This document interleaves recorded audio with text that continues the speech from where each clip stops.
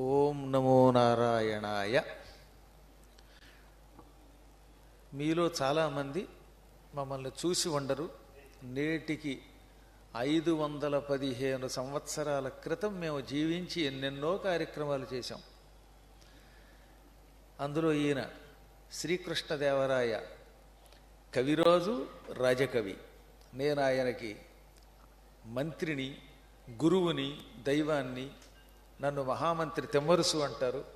మరికొంతమంది అప్పాజీ వారు అని కూడా ముద్దుగా పిలుస్తూ ఉంటారు. మేము చేసిన పుణ్య కార్యక్రమాల వల్ల మేమిద్దరం వైకుంఠానికి వెళ్ళిపోయాం. మాతో పాటు అష్టదిగ్గజ కవులు చాలామంది ఉన్నారు. వారిలో వారి పుణ్యాన్ని బట్టి కొందరు స్వర్గానికి వెళ్ళారు, కొంతమంది కైలాసానికి వెళ్ళారు. మేమందరం మళ్ళీ భూలోకానికి ఒక్కసారి రావాలి అనుకున్నాం. రావాలంటే ఒక కారణం ఉండాలి కదా. మాతో పాటు మణిద్వీపంలో ఉన్న ఆలపాటి రామచంద్రరావు గారనే ఒక పుణ్యాత్తులు ఒకప్పుడు ఏలూరు అనే పురమునకు చెందిన వారని, వారి ధూపదీప నైవేద్యాలతో అమ్మవారు సంతోషించిందని విని ఆయన శతజయంత్యుత్సవాలు మళ్ళీ భూలోకంలో వారి పిల్లలు నిర్వహిస్తున్నారని తెలుసుకుని చూడ్డానికి భూలోకానికి వచ్చాం. భూలోకానికి వచ్చినప్పుడు మేము మా శరీరాలతో వస్తే మమ్మల్ని మీరు గుర్తుపట్టలేరు, మా ఆత్మల్ని మీరు చూసి గుర్తుపట్టలేరు గనక ఎవరెవరి శరీరములను ఆశ్రయించుకొని వద్దామా అనుకుంటూ ఉండగా ఏలూరులోనే ప్రణవపీఠాన్ని స్థాపించిన వద్దిపర్తి పద్మాకర్ అనే ఒక పండితుడు కనబడ్డాడు. ఆయన శరీరాన్ని నేను ఆవహించుకున్నాను.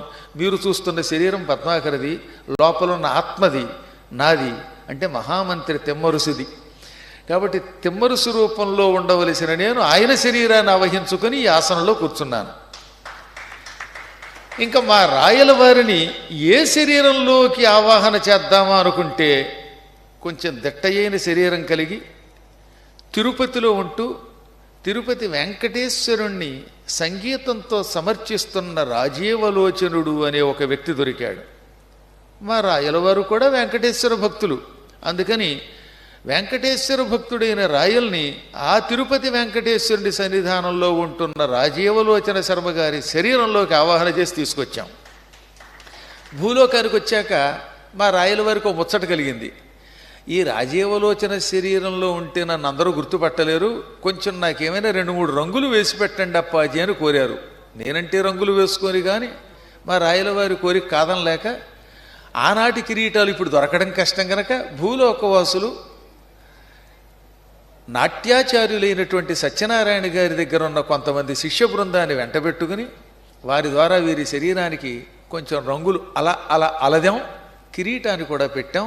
ఈ విధంగా కిరీటధారణ చేసిన రాజీవలోచన శర్మ శరీరములో ఉన్న రాయల వారిని మీరు ఇప్పుడు చూడవచ్చు.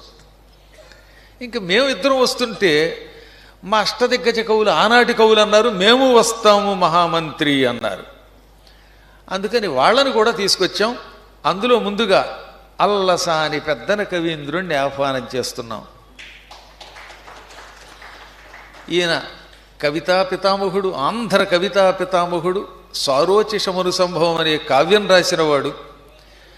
ఈయనని ఏ శరీరంలో పెడదామా అనుకుంటూ ఉంటే తిరుపతి వెంకటేశ్వరుని సన్నిధానంలో చదువుకుంటున్న, అవధానములు చేస్తున్న భరత శర్మ అనే ఒక కుర్రవాడు దొరికాడు. ఆ శరీరంలోకి ఆవాహన చేశాం. పెద్దన గారు శరీరంలో కూర్చోవడం వల్ల గడ్డం కొంచెం నరసింది, లేకపోతే సహజంగా ఆయన గడ్డం కొంచెం నల్లగా ఉండేదన్నమాట.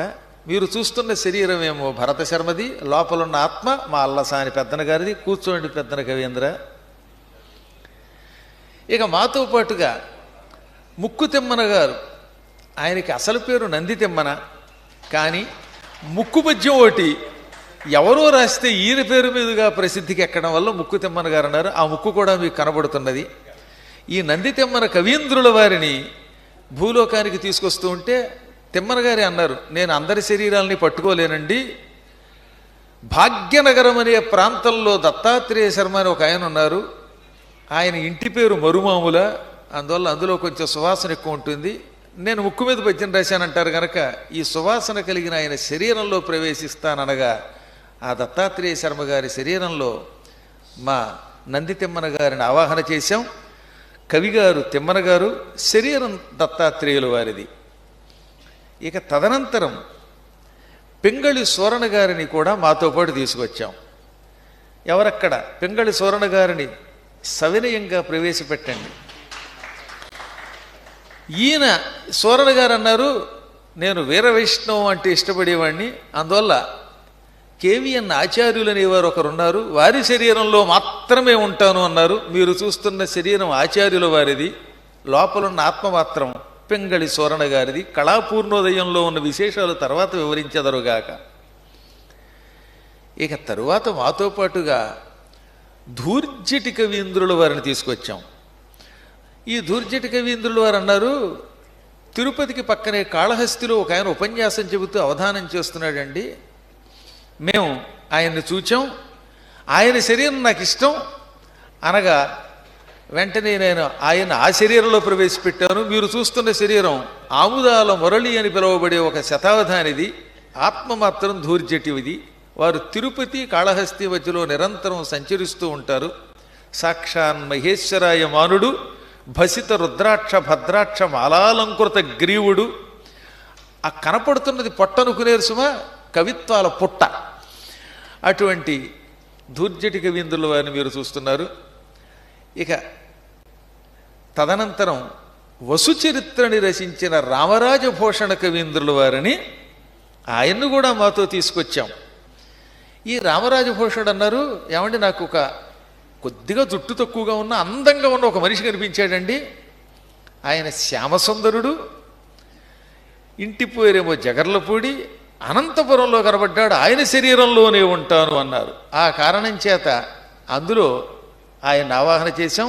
ఎవరక్కడ? సవినయంగా వసుచరిత్రకారులైనటువంటి రామరాజభూషణుల వారిని ప్రవేశపెట్టండి. అనంతరం మాతో పాటు అయ్యలరాజు రామభద్రుల వారు కూడా వచ్చారు. దర్శనం శర్మ అని పేరు కలిగిన ఒకానొక ప్రసిద్ధికెక్కినటువంటి భాగ్యనగరంలో ఉండే ఒక వ్యక్తి శరీరం ఆయన్ని ఆకర్షించగా అందులోకి ఆయన ప్రవేశపెట్టాం. మీరు చూస్తున్న శరీరమేమో దర్శనం శర్మగారిది, కానీ దర్శనం ఇస్తున్న ఆయన మాత్రం ప్రస్తుతం రామరాజభూషణులో పక్కన కూర్చుంటున్న అయ్యలరాజు రామభద్రుల వారు. అనంతరం మాతో పాటు మాదయ్య గారి మల్లన గారు కూడా మీదయ్య మాదయ్య మన మీద ఉండాలంటూ వేంచేశారు, దయచేశారు. మాదయ్య గారి మల్లన గారిని కూడా సవినయంగా ప్రవేశపెట్టండి. మీరు చూస్తున్నది మాదయ్య గారి మల్లనని. ఆయనని ఈ హేలాపురికి దగ్గరలోనే ఉన్న సత్రంపాడు గ్రామంలో నివసిస్తున్నటువంటి మద్దూరి సత్యనారాయణ గారని పేరు కలిగిన ఒకానొక ఆంధ్రోపన్యాసకుల శరీరంలో ప్రవేశపెట్టాం. నీలమేఘఛాయ శరీరులు, తెల్లని విభూతి మాత్రం బాగా కనపడుతున్నది ఆయన మాదయ్య గారి వలన. చూస్తున్న శరీరం సత్యనారాయణ గారిది. వీరితో పాటుగా కవయిత్రి మొల్లగారిని కూడా తీసుకొచ్చాం. ఎవరక్కడ? మొల్లగారిని ప్రవేశపెట్టండి. మీరు చూస్తున్నది ఆనాడు ఆత్మకూరులో నివసించినటువంటి మొల్లగారు, రామాయణం రచించిన పుణ్యాత్మురాలు. కానీ ఆవిడని ఏ శరీరంలో ప్రవేశపెట్టాలని చూస్తుంటే సముద్ర తీరంలో విశాఖపట్టణంలో ఉన్న త్రిపుర సుందరి అనే ఒక ఆవిడ నిండుగా కనబడింది ఆవిడకి. అందుకని ఆ నిండుకొండ లాంటి శరీరంలోకి ఆవిడని ప్రవేశపెట్టాం. ఆవిడ మొల్లగారు. ఎంతమంది వచ్చినా ఒక్క ఆయన లేకపోతే ఈ సభ అంతా చప్పగా ఉంటుంది. ఈ చప్పదనం పోయి ఉప్పదనం కావాలంటే, కొంచెం కారం కావాలంటే, పకోడీల వంటి చమత్కారాలు కావాలంటే రావలసిన ఆయన ఒక ఆయన ఉన్నారు. అందుకే ఆయన ఆఖరిని పిలిపిస్తున్నాం. ఆయన లేకపోతే భువన విజయ సభకి అందం ఉండదు, ఆనందం ఉండదు, హాస్య చతురోక్తులు ఉండవు. ఆయన ఎవరో మీకు చెప్పక్కర్లేదు, ఆయనే తెనాలి రామకృష్ణ కవీంద్రుడు. ఈ తెనాలి రామకృష్ణ కవీంద్రుల వారిని మావుడూరు సూర్యనారాయణమూర్తి గారనే ఒకనొక పండితోత్తముల యొక్క కవిగారి యొక్క శరీరంలో ప్రవేశపెట్టాం. మీరు చూస్తున్న శరీరం ఆయనది, కానీ ఆయన తెనాలి రామకృష్ణుల వారు. ఆయన ఇంటి పేరు తెనాలి, ఆయన మీ బుర్రలు తినాలి. అటువంటి తెనాలి రామకృష్ణుల వారు కూడా వేంచేయడంతో సభంతా కూడా సందడిగా మారింది.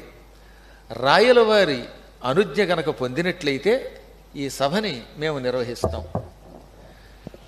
శ్రీకృష్ణదేవరాయ కవీంద్ర, మీరు కేవలం యుద్ధంలోకి వెళ్ళడమే కాదు, అటు సమరంలో ఇటు సాహిత్యంలో రెండింటిలోనూ అందివేసిన చెయ్యి. కలం పట్టుకున్నారు, కలం పట్టుకుని కావ్యం ఆముక్తమాల్యద రాశారు. సంస్కృతంలో మదాలస చరిత్ర, జాంబవతి పరిణయం రాశారు. ఇటు సంస్కృతం తెలుగు రెండింటిలో రాసిన నా కవిత్వంబు నిజము కర్ణాట భాష అన్నటువంటి మహాత్ములు. దాంతోపాటు బహమనీ సుల్తానులతో ఘోర యుద్ధం చేశారు, గజపతుల్ని జయించారు, కటకం దాకా వెళ్ళగలిగారు. ఇన్ని ఘనకార్యములు కేవలం 20 సంవత్సరముల కాలంలో చేశారు. మీ పరిపాలన 20 ఏళ్ళైనా ఆ 20 ఏళ్ళు భూమండలం ఉన్నంత కాలం కూడా ఉండిపోయేటటువంటి సుపరిపాలన. మీ సందేశం కోసం జనం ఎదురు చూస్తున్నారు. మీరు మాట్లాడిన తర్వాత తదనంతరం మేము ఈ భువన విజయ సభని మీ కోరిక మీద నిర్వహిస్తాం, నడుపుతాం. శ్రీకమనీయహారమణి చెన్నుగతాను కౌస్తుభంబునందా కమలావధూటియు శ్రీకమనీయహారమణి చెన్నుగతాను కౌస్తుభంబునందా కమలావధూటియు ఉదారతతోప పరస్పరాత్మలందాకలితంబులైనా తమ ఆకృతులక్షత పైకి తోప అస్తోకతనందు చోచెనన శోభిలు వెంకట భర్తగొల్చెదన్ వెంకట భర్తగొల్చెదన్.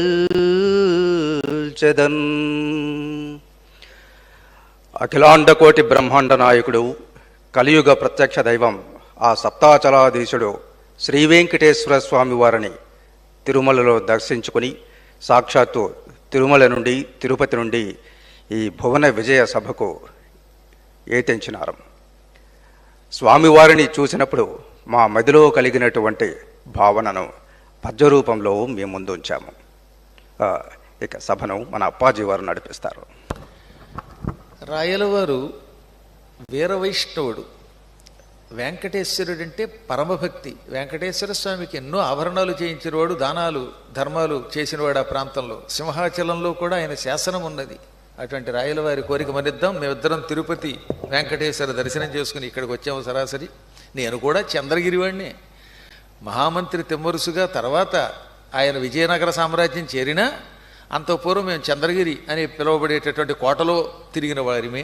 చాలా సంతోషం. రాయలవారు మిమ్మల్ని స్తుతించాలని ఎంతోమంది కవులంతా ఎదురు చూస్తున్నారు. వారిలో మా అష్టదిగ్గజాలు ఎలాగో అందివేసిన చెయ్యి. సహజంగా మీకు అల్లసాని పెద్దనంటే బాగా ఇష్టం, కానీ అరణము కవి అంటే కొంచెం మాకు అభిమానం.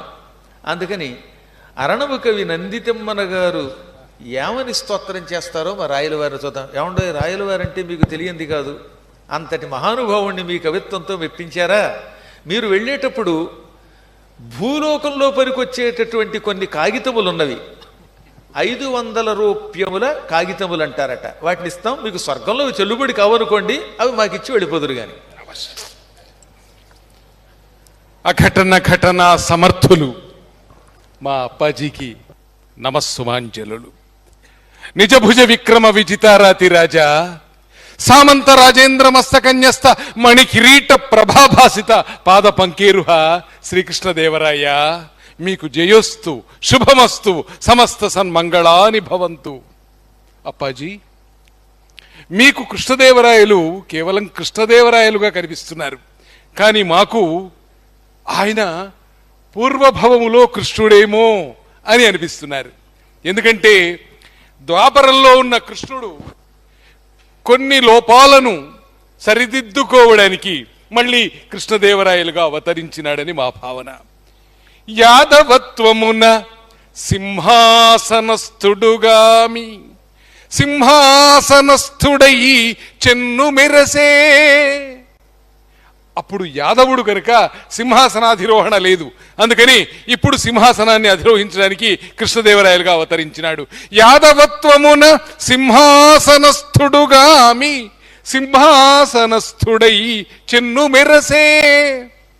గొల్ల ఇల్లాండ్రతో కోడిగించుట చేసి పరకామిని సహోదరత చూపే. మరి జరాసుతునకై మధురడ్డించుట చేసి పరవర్గ దుర్గముల్ బలిమిగునియే. పారిజాతము ఆసబడి తెచ్చుట చేసి ఔదార్యమున దాని అడుగు పరపే. కోరి తొలిమేన తనకైన కొదువలెల్లా మాంచుకొన వచ్చి భువనైక మాన్యలీల అవతరించిన కృష్ణుడౌ ననగమించే నరస విభుడైన శ్రీకృష్ణ నాయకుండు. నరస విభుడైన శ్రీకృష్ణ నాయకుండు. చాలా సంతోషం అండి. ఆనాటి శ్రీకృష్ణ పరమాత్ముడు భూలోకంలోకి పారిజాత వృక్షాన్ని సత్యభామ కోసం తెచ్చాడు. ఆయన చాలా చమత్కారులండి. వృక్షం పట్టుకొచ్చి సత్యభామ పెరట్లో నాటేట. కల్పవృక్షం అది. దాని సంస్కృతంలో పారిజాతము, కల్పవృక్షము, మందారము అని పిలుస్తారు. ఏ కోరిన కోరికైనా తీరుస్తుంది. సత్యభామ కోరితే చెట్టు పట్టుకొచ్చి సత్యభామ దొడ్లో నాటాడు. కానీ చిత్రం ఏమిటి, ఈ చెట్టు పువ్వులన్నీ రుక్మిణి యొక్క పెరట్లో పడేవిట. చెట్టు అక్కడ, పువ్వులు ఇక్కడ ఉన్నాయిట. అది కృష్ణుడి యొక్క చమత్కారం. ఈయన కూడా చిన్నాదేవి తిరుమలదేవితో అంత జాగ్రత్తగా ఉన్నటువంటి వాడు, కల్పవృక్షం లాంటి వాడని ఆయన దాతృత్వాన్ని వర్ణించారు రాయలవారు. మీ అనుమతితో నందితిమ్మన గారికి ఆలోకంలో పనికొచ్చే ప్రత్యేకమైన సంపద ఇచ్చి పంపిస్తున్నాను. ఆయన ప్రస్తుతం స్వర్గం నుంచి భూలోకానికి వచ్చారు కనుక స్వర్గలోకంలో చెల్లుబాటు అయ్యే కొన్ని కాసులు ఉన్నాయి. ఆ కాసులు వారికి ఇచ్చి పంపిద్దాం. అటులనే కానివ్వండి. ఇక అల్లసాని పెద్దన వారు వారేమంటారో చూద్దాం. మహామంత్రి అప్పాజీవరేణ్యులకు సాదరంగా ప్రణమిల్లుతూ, సాహితీ సమరాంగణ సార్వభౌమ, భువన విజయంబును కవన విజయంబుగాను నర్చిన కవిరాజసింహ శ్రీకృష్ణదేవరాయ, శ్రీకృష్ణదేవరాయ, శ్రీకర తిరువేంకటేశ సేవాధ్యేయ, శ్రీకృష్ణదేవరాయ, శ్రీకర తిరువేంకటేశ సేవాధ్యేయ, ఆకలిత కవన గేయ, ఆకలిత కవన గేయ, స్వీకృత కర్ణాట రాజ్య విజయము నీకున్ అని మాకత్యంత ప్రీతిపాత్రులైనటువంటి, పరమ ఆదరణీయులైనటువంటి ఈ కర్ణాట దేశ సింహాసనాధ్యక్షులైన శ్రీకృష్ణదేవరాయల వారికి విజయోస్తు అని పలుకుతూ పెద్దనగా ఈ మాటలతో వారిని ప్రశంసిస్తూ ఉన్నాం. సొబగు సొబగు. రామభద్రుల వారు ఈ భువన విజయ సభ మీద మీరు కూడా ఒక్క పద్యం చెబితే చాలా సంతోషిస్తాం. ప్రస్తుతం అంతా వైష్ణవ సంప్రదాయం, తదనంతరం అందులోకి వెళదాం. అప్పాజీ మహోదయ సాష్టాంగ ప్రణామాలు. సాహితీ సమరాంగణ సార్వభౌమ విజయనగర సామ్రాజ్యేశ శ్రీకృష్ణదేవరాయ నమో. ప్రతిరోజు అనేక సందర్భాల్లో మహారాజా మీ కొలువులో ఈ భువన విజయంలో ఎన్నెన్నో సభలు, ఏ రోజుకా రోజు సత్సంగాలు, సాహితీ సభలు చూస్తూ ఉన్నాము. అయితే మహారాజా, ఇవాళ నాకు ఒక విచిత్రం కనిపించింది. ఎంత ఆనందమైందంటే, ఇవాళ ఎందుకో ఒక మధుర ఘట్టంలో మనం ఈ సాహితీ సభ ఏర్పాటు చేసుకుంటున్నాం. అందరికన్నా ముందే వచ్చి ఓ వెనకాల కూర్చున్నాను. అందరూ మీ సామ్రాజ్యంలో ఈ అష్టదిగ్గజ కవులే కాకుండా కింద కూర్చున్న వాళ్ళు కూడా గొప్ప గొప్ప పండితులు, రసహృదయులు. అందులో నిజం చెప్పాలంటే మన అష్టదిగ్గజ కవుల పాండిత్యంతో సరితూగడం కంటే ఎక్కువ తూగే పండితోత్తములు ఎదురుగుండా కూర్చున్నారు. పండితోత్తములు, పోషకులును. అలాంటి వారిలో నాకు ఒక పద్యం వినబడింది. నా జన్మ ధన్యమైంది ఆ పద్యం వినగానే. భువన విజయ సభాస్థాన పూజ్య మంటపమున, భువన విజయ సభాస్థాన పూజ్య మంటపమున, శుద్ధాంత వనితా ప్రభాత రోచి నిండే, శుద్ధాంత వనితా ప్రభాత రోచి నిండే, క్షణములో సాహిత్య నిలయమెల్ల, ఈ క్షణములో సాహిత్య నిలయమెల్ల నయన పర్వము కైసే తనందికొనియే, నయన పర్వము కైసే తనందికొనియే. మేమే సంతసిస్తున్నాము కవీశ్వరులం అనుకుంటే, ప్రేక్షకుల్లో ఈ ఈ రాజ్య ప్రజల్లో కూడా ఇంత కవితాసక్తి, మీ పట్ల గౌరవము, భువన విజయం పట్ల ఇంత అపార గౌరవం ఉందంటే పొంగిపోయాను మహారాజా. ఆచంద్ర తారార్కం మీరు భక్తిగా కొలిచే మీ ఇలవేలుపు తిరుమల వెంకటేశ్వర స్వామి, నేను భక్తిగా కొలిచే నా రామచంద్రుడు, ఇరువురి యొక్క సంపూర్ణ అనుగ్రహం మీపై ఉండి ఆచంద్ర తారార్కం ఈ సాహితీ సభలు, ఈ భువన విజయ సభ ఇలాగే విలసిల్లాలని, ఆచంద్ర తారార్కం తెలుగు ప్రజలంతా గుర్తుంచుకోవాలని ఆ వెంకటేశ్వర స్వామి అనుగ్రహం మీకు ఉండాలని ప్రార్థిస్తున్నా మహారాజా. సందేహం లేకుండా. ఎందుకంటే రాయలవారి కవిత్వం అంటే మాటల నిజం చెప్పాలంటే మా అష్టదిగ్గజ కవులు అంటే మాకు ఎంతో ప్రీతి అయినా వీరందరి కవిత్వం ఒకెత్తు, ఒక్క రాయలవారి కవిత్వం ఒకటి ఒకెత్తు. ఆయన ఒక పద్యం రాస్తే ఆ పద్యానికి అర్థం మళ్ళీ ఆయనే చెప్పాలి, అంత అద్భుతమైన కవిత్వం ఆయనది. అందుకే మరణం ఆయన్ని కోరి వచ్చిందేమో అనిపించింది, తొందరగా పట్టుకుపోయిందేమో, మహానుభావులు ఎక్కువ కాలం ఉండరేమో అనిపించింది. ఏమండి అసలు ఈ మరణం అనగానే దీన్ని సమస్యకి ఇస్తే బాగుంటుంది అనిపిస్తున్నది. మరణము కోరి వచ్చినది మానిని, మరణము కోరి వచ్చినది మానిని, నీ వెటులాదరించదో. ఈ సమస్యని రామరాజభూషణులు వారు పట్టుకుంటే బాగుంటుంది, భట్టుమూర్తి గారు పట్టుకుంటే బాగుంటుంది అనిపిస్తుంది. మరణము కోరి వచ్చినది మానిని, నీ వెటులాదరించదో. ఒక స్త్రీ మరణాన్ని కోరి వచ్చిందిట, ఎలా ఆదరిస్తావో అంటే భట్టుమూర్తి వారు ఏమంటారో బాగా చెబితే మాత్రం అండి మీకు ప్రత్యేక పారితోషికం కూడా ఇస్తాం. అప్పాజీ వారు అన్న తరువాత ఏమైనా అనడానికి ఇతరులకు అవకాశం ఉంటుందా? అప్పాజీ రాజీవలోచన, రాయ దేవేంద్ర, ఈనాటి ఈ కొలువు కూటమున నాకీ సమస్యను చుట చాలా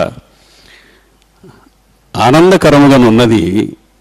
అప్పాజీ వారి ఆదేశమును శిరసావహింతును. మరణము కోరి వచ్చినది మానిని, నీవెటులు ఆదరింతువు. నేను దీన్ని భాగవతార్థంలో పూరిస్తాను అప్పాజీ. మీరు ఎలా అన్నా పర్వాలేదు.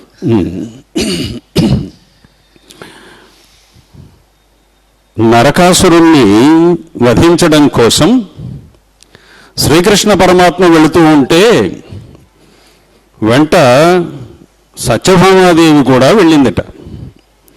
ఈ విషయం నరకుడికి తెలిసింది. నరకుడి మంత్రి నరకుడి దగ్గరికి వెళ్ళి ఇలా అంటున్నట్ట, త్వరితగతి జగత్రయమును దగ్ధము చేయుట నీకు చెల్లే, త్వరితగతి జగత్రయమును దగ్ధము చేయుట నీకు చెల్లే. ఓ నరక, ఓ నరక, భవత్ప్రతాపము వినాశన హేతువుగా యసంగుటన్, భవత్ప్రతాపము వినాశన హేతువుగా యసంగుటన్. హరి నిన్ను చంపగోరి, హరి నిన్ను చంపగోరి భుజగాసనుపై చనుదేర, సత్యభామ రణము కోరి వచ్చినది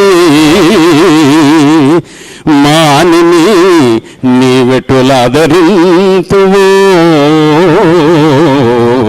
సత్యభామ రణము గోరి వచ్చినది మానిని, నీవెటులాదరింతువో. ఇందులో చాలా గొప్ప వెటకారం ఉన్నది. ఓ నరక, ఇప్పటికే అనేక వేల మంది గోపికలను నువ్వు ఆదరించినటువంటి తీరు జగత్ ప్రసిద్ధం కదా, ఇప్పుడు నీతో రణం కోరి వచ్చినటువంటి సత్యభామాదేవిని నీవెట్లా ఆదరిస్తావు అని మంత్రి నరకుడితో అన్నట్ట. చాలా బాగున్నది.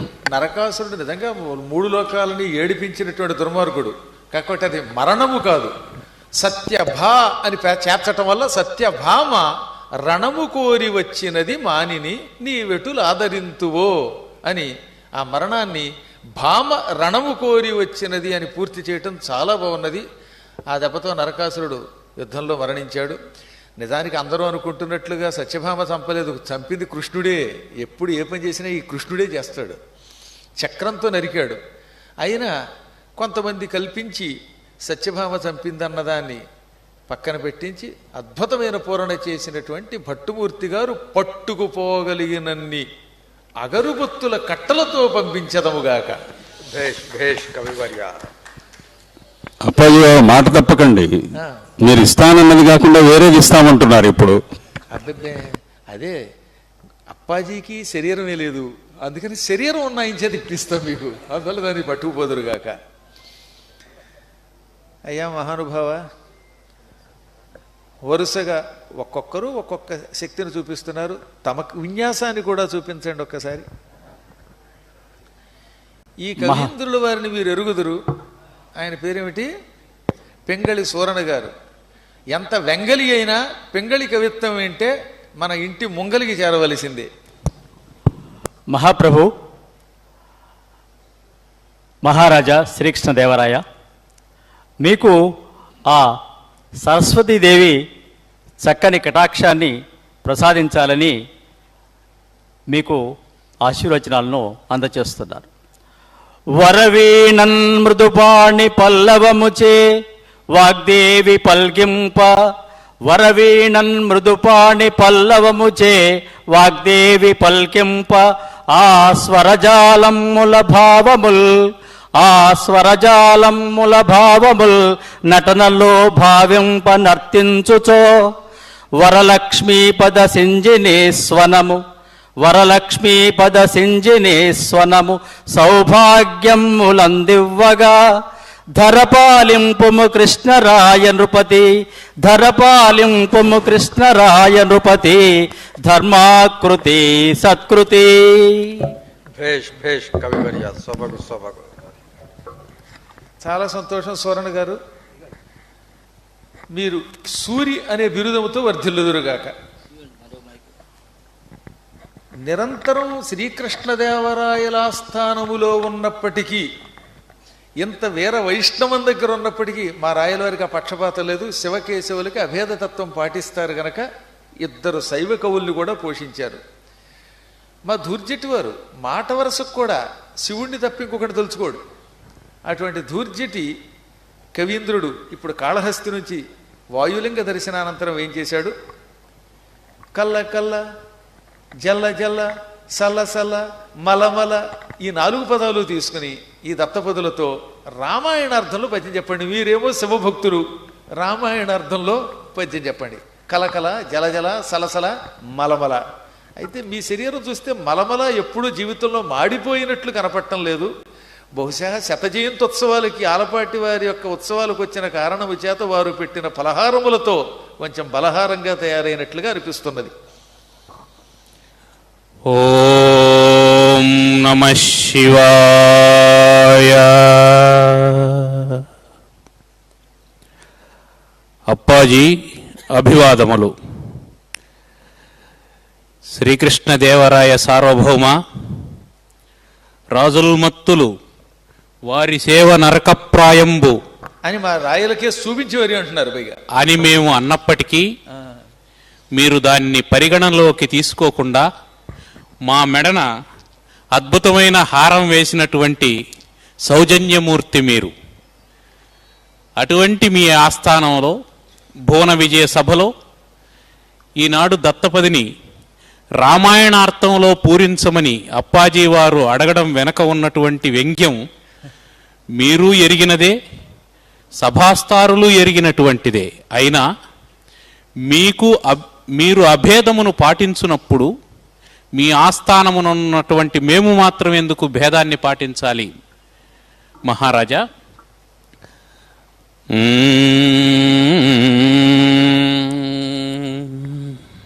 మీకంత సజల జలజాకరమ్ముల సరసజేరీ సజల జలజాకరమ్ముల సరసజేరీ సకల కలరావసు కపిక షండములను. అందులో మొదటి పాదంలో సజల జలజాకరములో జలజల అనే శబ్దాన్ని ఇమిడ్చారు. ఇప్పుడు రెండో పాదం ఇంకోసారి చెప్పండి. సజల జలజాకరమ్ముల సరసజేరీ సకల కలరావసు కపిక. కలరావము అండంలో సకల కల వరసగా కలకల. సకల కలరావసు కపిక షండములను కోసలస లక్ష్మిగా చూపే. అందులో సలసల ఉన్నది. కోసలస లక్ష్మిగా చూపే కుజకు రాముడు అమల మలయానిలోద్భూతమైన హాయి. అమల మలయానిలము అండంలో మలమల ఉన్నది. అందులో అన్నిటి కుజ అని వాడడం ఉందే. కు అంటే భూమి, జ అంటే పుట్టినది, కుజ అంటే భూమి పుత్రిక అయిన సీత. సీతాదేవిని రాముడికిచ్చి పెళ్లి చేస్తున్న ఈ అపూర్వ ఘట్టం ఎంత బాగున్నదండి, చాలా బాగున్నది. మీరెప్పుడు జీవితంలో మలమల మాడకుండా ఉందురుగాక. మన శ్రీకృష్ణదేవరాయల వారి ఆస్థానంలో ఉన్నటువంటి వారికి అట్టి దుర్గతి పట్టదని మా అభిమతం. అంతే కాదు, వారి ఆస్థానంలో మాత్రమే కాదు, వారి పరిపాలనలోనే అటువంటి దుర్గతులు లేవు. ఇప్పుడు వారి పరిపాలన నుంచి మీరు కైలాసానికి వెళ్ళారు, అందువల్ల అస్సలు అక్కడ ఆ రకమైన బాధ మీకు లేకుండా చేశారు. చేయుదురుగాక. రాయల వారు ఈ పద్యం చాలా బాగున్నట్టుంది. భేష్ భేష్.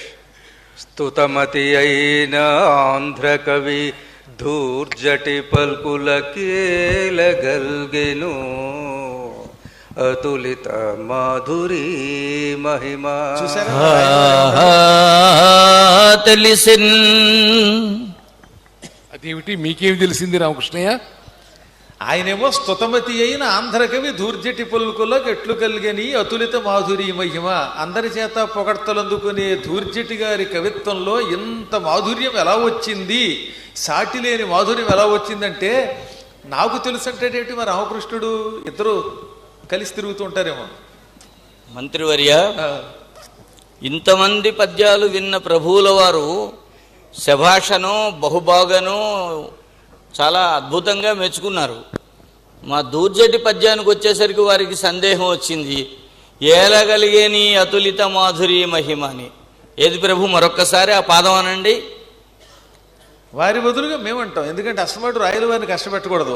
స్తుతమతి అయిన ఆంధ్రకవి ధూర్జటి పల్కులకేల కల్గని అతులిత మాధురీ మహిమ. తెలిసన్ భువనైక మోహనోద్ధత సుకుమారవార వనితా జనతా ఘనతాపహారి సంతత మధురాధరోదిత సుధారసధారల గ్రోలుటంజుమీ. పాపం ఉపశమించుగాక. ఏమిటి రామకృష్ణ, రామలింగడుగా ఉన్నప్పుడు ఉన్న వినయము విధేయత రామకృష్ణుడైన తరువాత కోల్పోయితివా? మంత్రివారు ఈ భువన విజయ సభలో ఇద్దరు శైవ కవులు ఉన్నారు అన్నారు. నన్ను ఆ పక్షంలో వేశారో వైష్ణవ పక్షంలో వేశారో. మేము మిమ్మల్ని రెండు పక్షాల్లో వేశానండి. ఒకప్పుడు రామలింగడు రామకృష్ణుడు కూడాను. నేను ఆవలా ఉంటాను, ఈవలా ఉంటాను. కృష్ణా తీరంలో లింగణ్ణి, తుంగభద్రా తీరంలో కృష్ణుణ్ణి.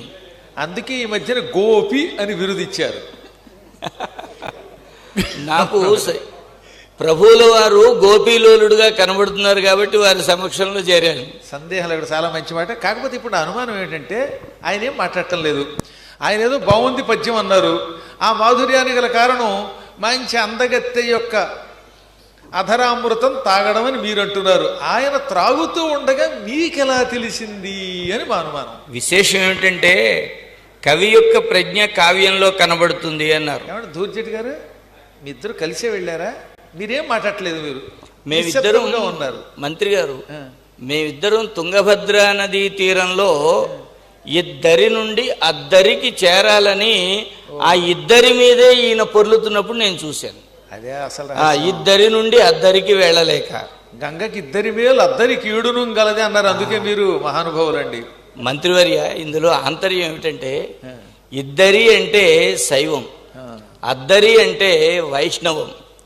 ఇద్దరి నుండి అద్దరికి చేరడం అంటే రెండింటినీ సమన్వయం చేసి విశిష్టాద్వైతాన్ని అర్థం చేసుకోవటం. చాలా బాగుంది. విశిష్టాద్వైతమునకు ఆయన చేసిన పని మీరు కూడా చేయుదురుగాక. సంతోషం.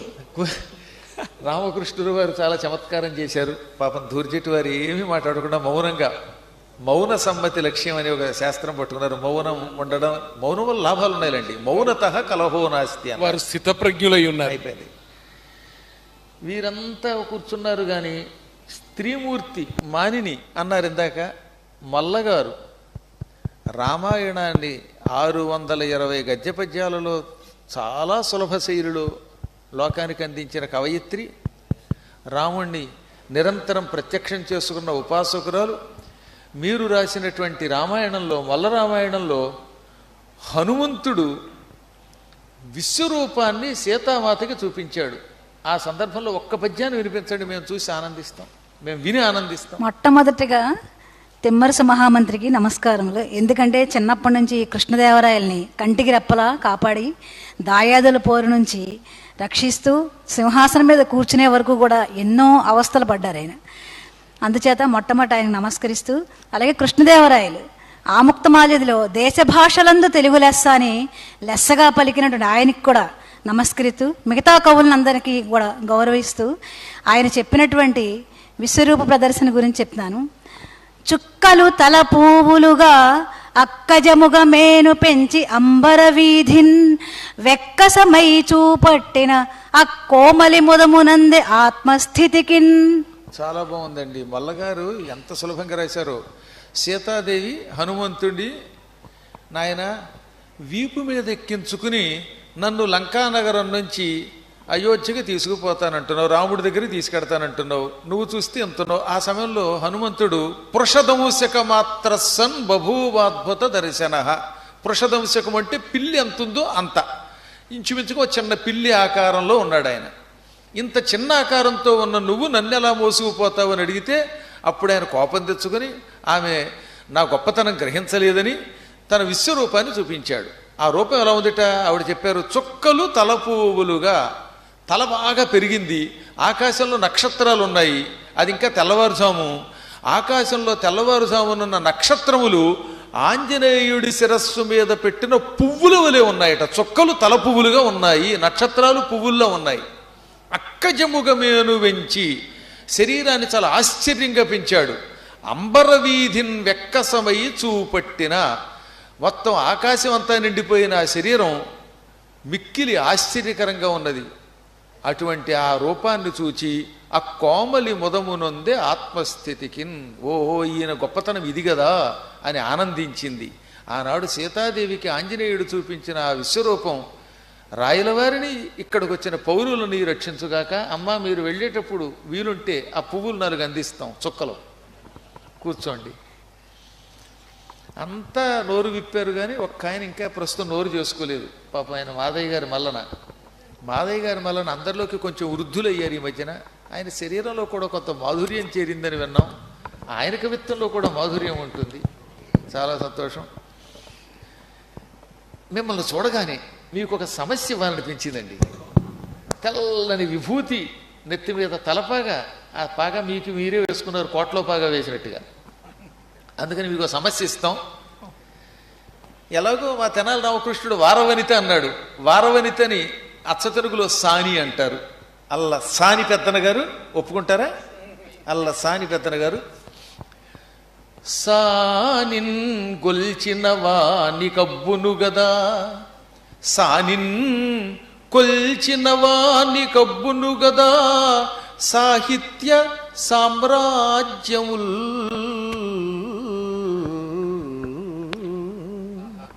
ఎంత విచిత్రమైనటువంటి సమస్య మంత్రి. అది అల్ల సాని పెద్దన గారు అంటున్నారు. ఆ మాటవిగా సానిని కొలిచినటువంటి వాడికి సాహిత్య సామ్రాజ్యం లభిస్తుంది అంటే మా దయగారి వలన ఏదై చేస్తారో. సాహితీ సమరాంగణ సార్వభౌములైన శ్రీకృష్ణదేవరాయలు మనలో మన మాట ఒకటి చెప్పాలండి. మనం ఆ రోజుల్లో ఇక్కడ మాట్లాడితే విజయనగర సామ్రాజ్యంలో అందరికీ వినబడేది. ఇప్పుడు మన శరీరాలు మానవ శరీరాలను ఆవహించుకురావడం వల్ల అందరము ఈ దూరశ్రవణ యంత్రములను పెట్టుకున్నాం. దాన్ని మీరు పదే పదే ఉఫ్ఫు ఉఫ్ఫు అని ఊదినట్లయితే ఆ దూరశ్రవణ యంత్రము దెబ్బతిన్నచో వారి ఉద్యోగములు పోవును. కొంచెం పదే పదే ఊదకుండా బాధకుండా ఆ దూరశ్రవణ యంత్రము నోటికి దగ్గరగా పెట్టుకుని పద్యం పాడవలసిందిగా కోరుతున్నాం. సానిన్ గొల్చిన వానికి అబ్బును కదా సాహిత్య సామ్రాజ్యము.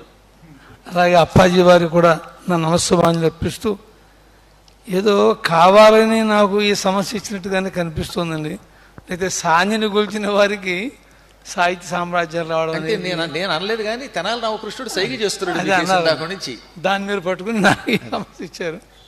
సరే, నా శక్తి కొలు దీన్ని పూరిస్తాను. అయితే దూరశ్రవణ యంత్రము దగ్గరగా పెట్టుకున్నచో ఈనాటి ప్రేక్షకులకు చూచుటకు నమస్యవాభ్యాం నవయౌవనాభ్యాం పరస్పరాశ్లిష్టవపుర్ధరాభ్యాం నగేంద్ర కన్యా నవేంద్ర కన్యా నమస్యవాభ్యాం నవయౌవనాభ్యాం పరస్పరాశ్లిష్టవపుర్ధరాభ్యాం నగేంద్ర కన్యా వృషకేతనాభ్యాం నమో నమ శంకర పార్వతీభ్యాం అంటూ కైలాసంలో రోజు శివుడిని చూచి చూచి ఇంకా ధ్యానం చేయడం మర్చిపోయినట్టున్నారు అదేను అని ఆ పరమశివుని యొక్క పార్వతీ పరమేశ్వర నమస్కరిస్తూ, కాదు అప్పాజీ, మిగిలిన వారందరి చేత కూడా శివ ప్రార్థన చేయించుట వారి ఉద్దేశ్యం. దూర్చిటి వారు అన్నట్టుగా సాని కదా అక్కడ ఉన్నది. ఆ పదం పడిపోయారు. ఆ పదం వినేసరికి కొంచెం ఉంటుంది మనసు. తాదాత్మ్యం కాదు కానీ తాదాత్మ్యం కాదండి, సంశయం కలుగుతుంది. మంత్రివర్య మేము ఎదురు చూస్తున్నాం. తాత ఆ సానిని ఒకసారి తొందరగా కొలిచేయండి బాబు. కొలిచేస్తాను. నేనే నీవను నీవ నేనయన ఓహో సందేహంబు లేదయ్యా. నేనే నువ్వు నువ్వే నేను అనేటువంటి సందేహం లేదు. ఏది సానిని కొలిచేటప్పుడు నేనే నువ్వు నువ్వే నేనంటారు. ఎంత ఔదార్యమో చూస్తూ విజ్ఞానోదంచిత దిగ్గజేంద్రు లవధాన బ్రహ్మలే కాని. చాలా బాగున్నది. విజ్ఞానోదంచిత దిగ్గజేంద్రులు అవధాన బ్రహ్మలే కాని. ఏకాగ్రత కలిగినటువంటి బ్రహ్మస్వరూపులు, జ్ఞానం కలిగిన వాళ్ళు. ఈశానీశ బాగుంది బాగుంది. జగదేక దేవ ఈశానీశ ఈశానీశ జగదేక దేవ అని శశ్వద్భక్తి కైలాసవాస. ఓహో చాలా బాగున్నది. నిన్ను గొల్చిన వారికి అబ్బును కదా. మాదయ్య గారి మల్లన చేసిన చమత్కారం ఉన్నారు కదా, సానిన్ గొల్చిన వానికి అబ్బును కదా సాహిత్య సామ్రాజ్యములంటే నేనే నీవను నీవనేనయను సందేహము లేదయ్య. పైగా ఎవరితో విజ్ఞానోదంచిత దిగ్గజేంద్రులు అవధాన బ్రహ్మలే కాని. పైగా ఈశానీశ, ఇది అందమైన ప్రయోగం. పార్వతీదేవి ఈశాని అంటే ఈశ్వరుడి యొక్క భార్య. అక్కడ నీప్పు చేరటం వల్ల పార్వతీదేవి ఏమో శివుడి భార్యట. ఆ శివుడి భార్య అయిన దానికి భర్త అయిన శివ. నిన్ను శశ్వద్భక్తితో అంటే గొప్ప భక్తితో కైలాసవాసా నిన్గొల్చిన, సాని కాదు కైలాసవాసా నిన్గొల్చిన వాని కబ్బును కదా సాహిత్య సామ్రాజ్యముల్. కైలాసవాసుణ్ణి భక్తితో చూసారా, కైలాసవ పక్కన చేర్చడం వల్ల ఈ సాందులో కలిసిపోయి కైలాసవాస సానిని కాకుండా ఈ నిన్గొల్చిన వాని కబ్బును కదా సాహిత్య సామ్రాజ్యములు. శివుడిని భక్తితో కొలిస్తే ఏమవుతుంది? సాహిత్యం లభిస్తుంది. శివుడు లేకపోతే వ్యాకరణం లేదు. 14 సూత్రములు వ్యాకరణ సూత్రం ఇచ్చిన వాడు శివుడే. అందువల్ల ఈశ్వరుణ్ణి భక్తితో కొలిస్తే వ్యాకరణం వస్తుంది, వ్యాకరణం వస్తే సాహిత్యం వస్తుంది. ఆ సాహిత్యాన్ని పరిపాలించవచ్చు అని పూర్తి చేసిన మీకు కైలాసవాసుడు అనేక శుభములు కలిగించుగాక. అప్పాజీ వారికి చిన్న కోరికండి. మేమేదో భక్తులం కాబట్టి శివపరంగా ఈ పద్యాన్ని పూరించడం జరిగింది. మీరు స్వామివారు రాయల వారు అటు వైష్ణవ భక్తులు శివభక్తులు అయినప్పటికీ వైష్ణవ పరంగా విష్ణుదేవుని పరంగా ఈ సమస్యని తమరు కూడా పూరిస్తే ప్రేక్షకులందరూ ఆనందిస్తారు. నాకేసే తిప్పారు చివరికి. అంటే మేము వైష్ణవులం గనక. మంత్రివర్య ఇప్పుడు ఆయన ఒక సానిని పరిచయం చేశారు, మీరు మరో సానిని పరిచయం చేయాలి. పైగా ఆయనేమో శివపరంగా పూర్తి చేశారు కనుక నన్ను విష్ణుపరంగా పూర్తి చేయమన్నారు. విష్ణుపరంగా పూర్తి. అక్కడ శివపరంగా అయినా ఇక్కడ విష్ణుపరంగా అయినా అక్కడ సానైనా తాదాత్మ్యం మాత్రం తప్పనిసరి. తప్పనిసరిగా ఈ అన్ని మాధుర్యాలు చిట్ట చివర మా రామకృష్ణుడికే ఇచ్చేది. అందులోను సాని అధరామృతాల గురించి పరిచయం చేసినదే రామకృష్ణ కవీంద్రుడు. మా రామకృష్ణుడు అంటే మాటల. పైగా ఎల్లరూ నెల్లచో ధనములిచ్చి మృగాక్షుల కొండ్రు గాని ఓ పల్లవపాణి ఏ పరమ పావన వంశము నమ్మి కొంటి నీ నల్లని రూపు నెక్కమని నమ్మి అన్నాడు. మా తెనాలి రామకృష్ణుడు పాండురంగ మహాత్మ్యంలో చేసిన చమత్కారాలు అన్నీ కాదు. సాధారణంగా తెల్లగా ఉంటే ఎవడైనా వెంటబడతట. ఓ స్త్రీ ఉందిట, నల్లగా ఉందిట, ఆ నల్లదాని వెంటబడ్డట నిగమ శర్మ. అది చచ్చిపోతే నల్లగా ఉన్న నువ్వు చచ్చిపోయావా, నువ్వు లేకపోతే నేను కూడా చచ్చిపోతాను అన్నట్ట. మరి నల్లదాని వెంటబడ్డంలో ఆయన ఉద్దేశం ఏమిటో చూద్దాం. అంటే ఏమైనా ఈ సానిని మీకు అప్పగిస్తా. తాదాత్మ్యం యొక్క పరాకాష్ఠ అది. శ్రీనారీ హృదయాబ్జ భృంగ, శ్రీనారీ హృదయాబ్జ భృంగ జనతా శ్రీధైర్య హేమాద్రి శృంగ నానాభవ పాప దుఃఖ జయ భంగ, నానాభవ దుఃఖ పాప జయ భంగ పాద సంజాత గంగా, పాద సంజాత గంగా నైర్మల్య గుణాత్త పక్షిపతురంగ, నైర్మల్య గుణాత్త పక్షిపతురంగ నిత్య వైకుంఠవాస, వైకుంఠవాస నిన్గొల్చిన వాని కబ్బులు గదా సాహిత్య సామ్రాజ్యముల్. ఇది కదా హరిహరాద్వైతం అంటే. లక్ష్మీదేవి యొక్క హృదయం పద్మమైతే ఆ పద్మం మీద వాలే తుమ్మెద భగవంతుడు విష్ణువు. మనుష్యులలో ధైర్యము అనే ఒకానొక మేరు పర్వతం ఉన్నది. ధైర్యాన్ని మేరు పర్వతం పోలుస్తారు. ఆ మేరు పర్వత శృంగం విష్ణువు. ఇంకా భూలోకంలో పుట్టాక ఎన్నో జన్మలు ఎత్తాం, ఎన్నో పాపాలు చేశాం. ఈ జన్మల్లో ఈ పాపాల వల్ల వచ్చే దుఃఖములను ఆయన భంగము చేస్తాడు. అందుకే నానావిధ పాప దుఃఖ చేయ భంగ. పాద సంజాత గంగ, ఆయన పాదాల నుంచి గంగ పుట్టింది. పాదముల నుండి పుట్టబడిన గంగ కలవాడా అంటే పాదాల నుంచి గంగని పుట్టించినవాడా. నైర్మల్య గుణాత్త పక్షిప తురంగ, నిర్మలమైన గుణములను పొందిన పక్షిప అంటే గరుత్మంతుడు, పక్షులకు రాజు. ఆయనని తురంగా వాహనంగా చేసుకు తిరిగినవాడా గరుడ వాహన నిత్య వైకుంఠవాస నిన్గొల్చిన వానికి అబ్బును గదా సాహిత్య సామ్రాజ్యం. భళా మహామంత్రివర్య. అల్లసాని పెద్దన గారు అద్భుతమైన ఎన్నెన్నో కవిత్వాలు మనకు అందజేశారు. ఆయనను చూసినప్పుడల్లా మా రామకృష్ణుడి మీదకి నా మనస్సు వెడుతూనే ఉంటుంది. మా రామకృష్ణుడి పద్యాలు ఒకటా రెండా. ఆయనను చూస్తే ఆయనకు ఒక దత్తపది ఇవ్వాలి అనిపిస్తున్నది. మీరు ఇస్తారా, నన్ను ఇమ్మంటారా?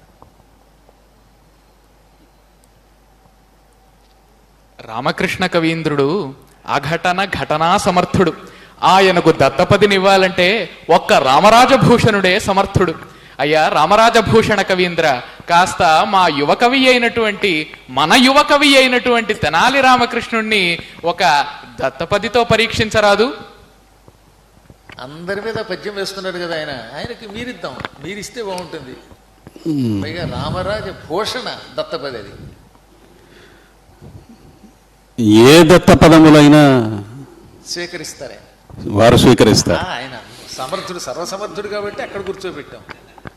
వారు అప్పటి నుండి సాని చింతనలోనే ఉన్నారు. మరి అటువంటి పదములని ఇచ్చేదాము. అలాగే రామకృష్ణ వినుచుంటివా? ప్రభు పదములను ఇచ్చుచున్నాను, అభయము వేడుచున్నాను కూడా. పర్వాలేదు, ఆయన తర్వాత ఆయన పక్షాన నేను అభయం ఇస్తాను. మొదటి పదము వానెమ్మ. అబ్బా అబ్బా, అద్భుతం, చాలా అద్భుతమైనటువంటి పదం. కర్ణపేయముగా ఉంది, ఆగమ సూక్తంలా వినబడుతుంది. ఎవరో కింపురుషులు ఇచ్చారు, మేము ఇవ్వలేదు. రెండవ పదము వానెక్క. ఆహా, ఉత్తరోత్తర బలీయ, దానికంటే గొప్పది ఇది.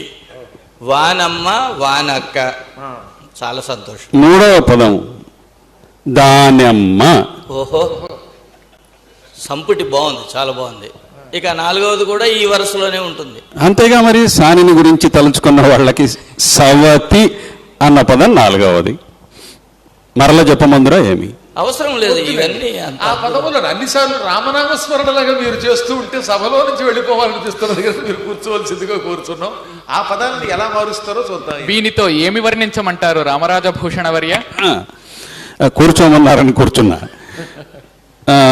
రామకృష్ణుని రాయల వారికి, అప్పాజీ మహామంత్రులకు, మన అష్టదిగ్గజములకు, యావత్ సభా సదులకు లక్ష్మీ కటాక్షము కలుగునట్లు వర్ణించండి. ఫళా, ఇప్పుడు చూద్దాం రామకృష్ణ కవీంద్రుడు ఇంతటి జటిల పదాలతో ఏ విధంగా పూరిస్తాడు. కృష్ణ మంత్రివర్య, రామకృష్ణ, దీనిని అందముగా ఆ అపశబ్దములను సుశబ్దములుగా మారిస్తే మాత్రం భూలోకంలో ఈ కార్యక్రమ నిర్వహణ చేస్తున్నటువంటి రామచంద్రరావు గారి వారసులు నాట్యాచార్యులు సత్యనారాయణ గారు మిమ్మల్ని ఒక తెల్లని కాగితం మధ్యలో అందమైన కాగితములు కొన్ని పెట్టి భూలోకానికి మనకు వచ్చేటటువంటి వారితో సత్కరిస్తారు. చాలా సంతోషం. ఇంకా ఏమో బట్టుమూర్తికి ఇస్తామన్న అగరబత్తి కట్టలు నాకు ఇస్తారేమో అనుకున్నా. అప్పాజీ వారు సూచించినది, వారు స్వర్గం నుంచి వచ్చినారు కానీ వారు చూపించినటువంటి పద్ధతి ఈ భూలోక వాసులకు వేరొక విధముగా అర్థమగు ప్రమాదము గలదు. మీరు వేరొక విధముగా అర్థం చేసి కొనక పూరించుడు. ప్రభు మంత్రివర్య, వారిచ్చిన 4 పదములు అందమైనటువంటి పల్లె ప్రాంతములో ప్రజలు మాట్లాడుకున్న జాను తెనుగు పదాలు. వానమ్మ, వానక్క, దానమ్మ, సవతి. వ్యాకరణ రహస్యం తెలిస్తే ఈ పదాలు చాలా సరదాగా అర్థమవుతాయి. వాణి అమ్మ సంధి జరిగితే వానమ్మ, వాణి అక్క సంధి జరిగితే వానక్క, దాని అమ్మ సంధి జరిగితే దానమ్మ. మిత్రుడు చాలా తెలివిగా 4వ పదం సవతి అని ఇచ్చాడు. ఈ పదంలో సంధి లేదు. ఎందుకంటే సవతి వచ్చాక సంధి ఎక్కడ ఉంటుంది? అంతా యుద్ధమే ఉంటుంది. అందుచేత ప్రభు మంత్రివర్య ఆలకించండి మిత్రుడు. నిజమునకు వాణి అమ్మ వాణియమ్మ అవుతుంది కానీ వానమ్మ అవ్వదు. జానపదులు చేస్తారు, అందుకని జానపదుల్లోకి వెళ్ళిపోండి మీరు కాసేపు. అందుకని జానపదుల్లోనే చెప్పారు. అందువల్ల బాల వ్యాకరణాలు మా శబ్ద చింతామణిని పక్కన పెట్టి కాసేపు మీరు భూలోకంలోకి వెళ్ళిపోండి. అందులోనూ రామకృష్ణుడు వికట కవి కదా, ఆ వికటత్వాన్ని ఈ సంధిలో ప్రదర్శిస్తున్నాడు. పదాలు ఆయన ఏదైనా వాడేస్తాడులేండి. ఆలి నొల్లని ఎట్టి వానమ్మ మగని, అందు దాగిన ఎట్టి వానక్క మగని, నమ్మినాతని చెరచు దానమ్మ సవతి. మీరిచ్చిన 4 ఇందులోకి వచ్చినారు. ఈ 4 పరిచయం చేసిన తర్వాత మీరు అడిగినటువంటి వరాలు కురిపించేటువంటి వారిని ఆహ్వానిస్తాను. ఆలి నొల్లని ఎట్టి వానమ్మ, భార్య నాకు వద్దు అని భీషణ ప్రతిజ్ఞ చేసినటువంటి వాడు భీష్ముడు. వానమ్మ గంగమ్మ, ఆ గంగమ్మ మగడు సముద్రుడు. ఆ సముద్రుని యందు దాగినవాడు మైనాకుడు, హిమవంతుని కుమారుడు. మైనాకుని వాని అక్క పార్వతీదేవి. వానక్క మగని పార్వతీదేవి మగడైన పరమేశ్వరుణ్ణి నమ్మినాతడు రావణ బ్రహ్మ.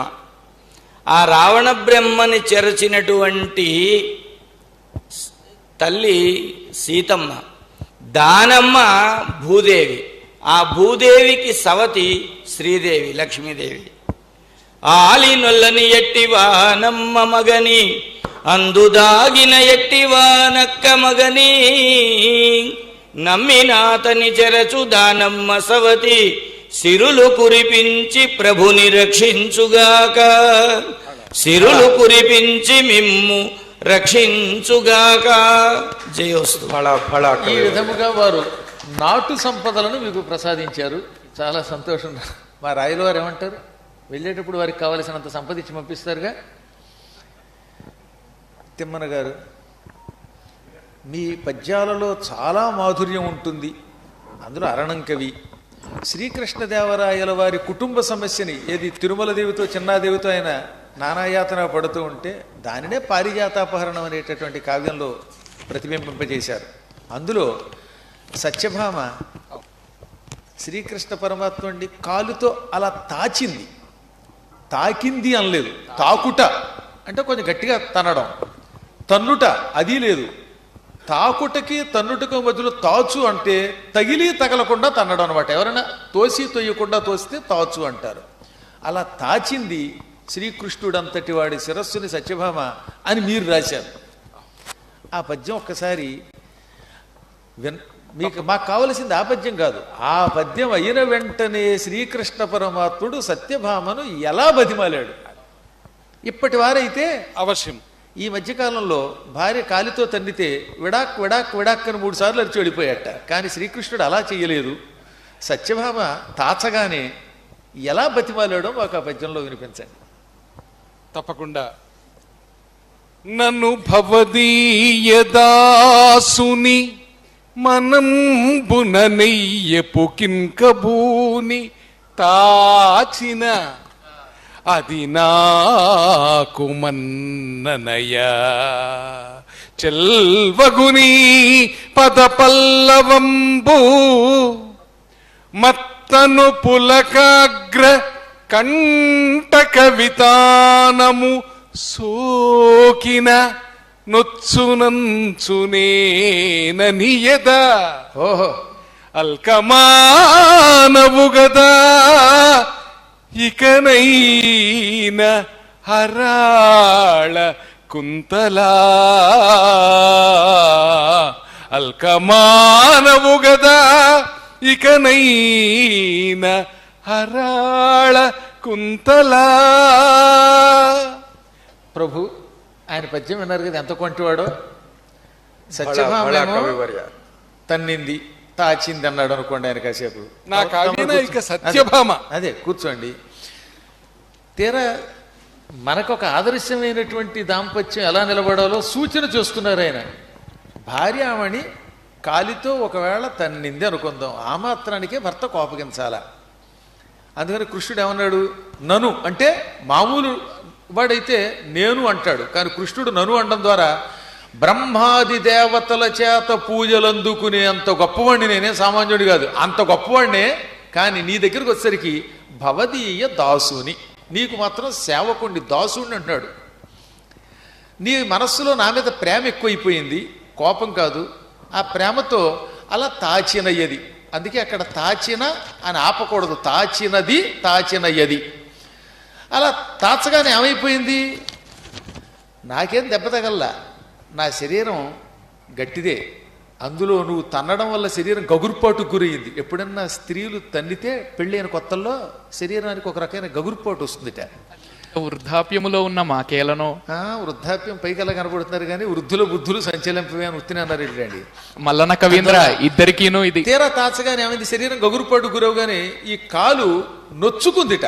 అంటే నా శరీరానికి తగలగానే చిగురుటాకులా ఉన్న నీ కాలికి నొప్పి పెట్టిందేమో అనుకుంటున్నాను, నాకేం అవ్వలేదు, ఇంకైనా అలకమానవా అంటూ అరాళ్ల కొంతలు అంటున్నాడు. అరాళం అంటే వంకర.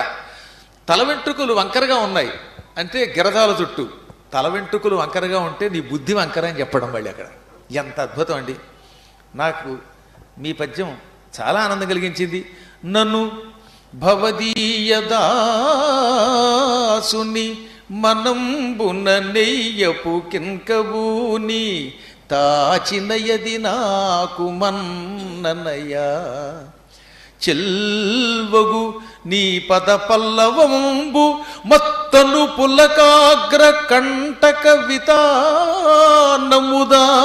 నన్నొచ్చునొచ్చునేననియద అల్కమానవు గదా ఇకనైనా అరాళ కుంతలా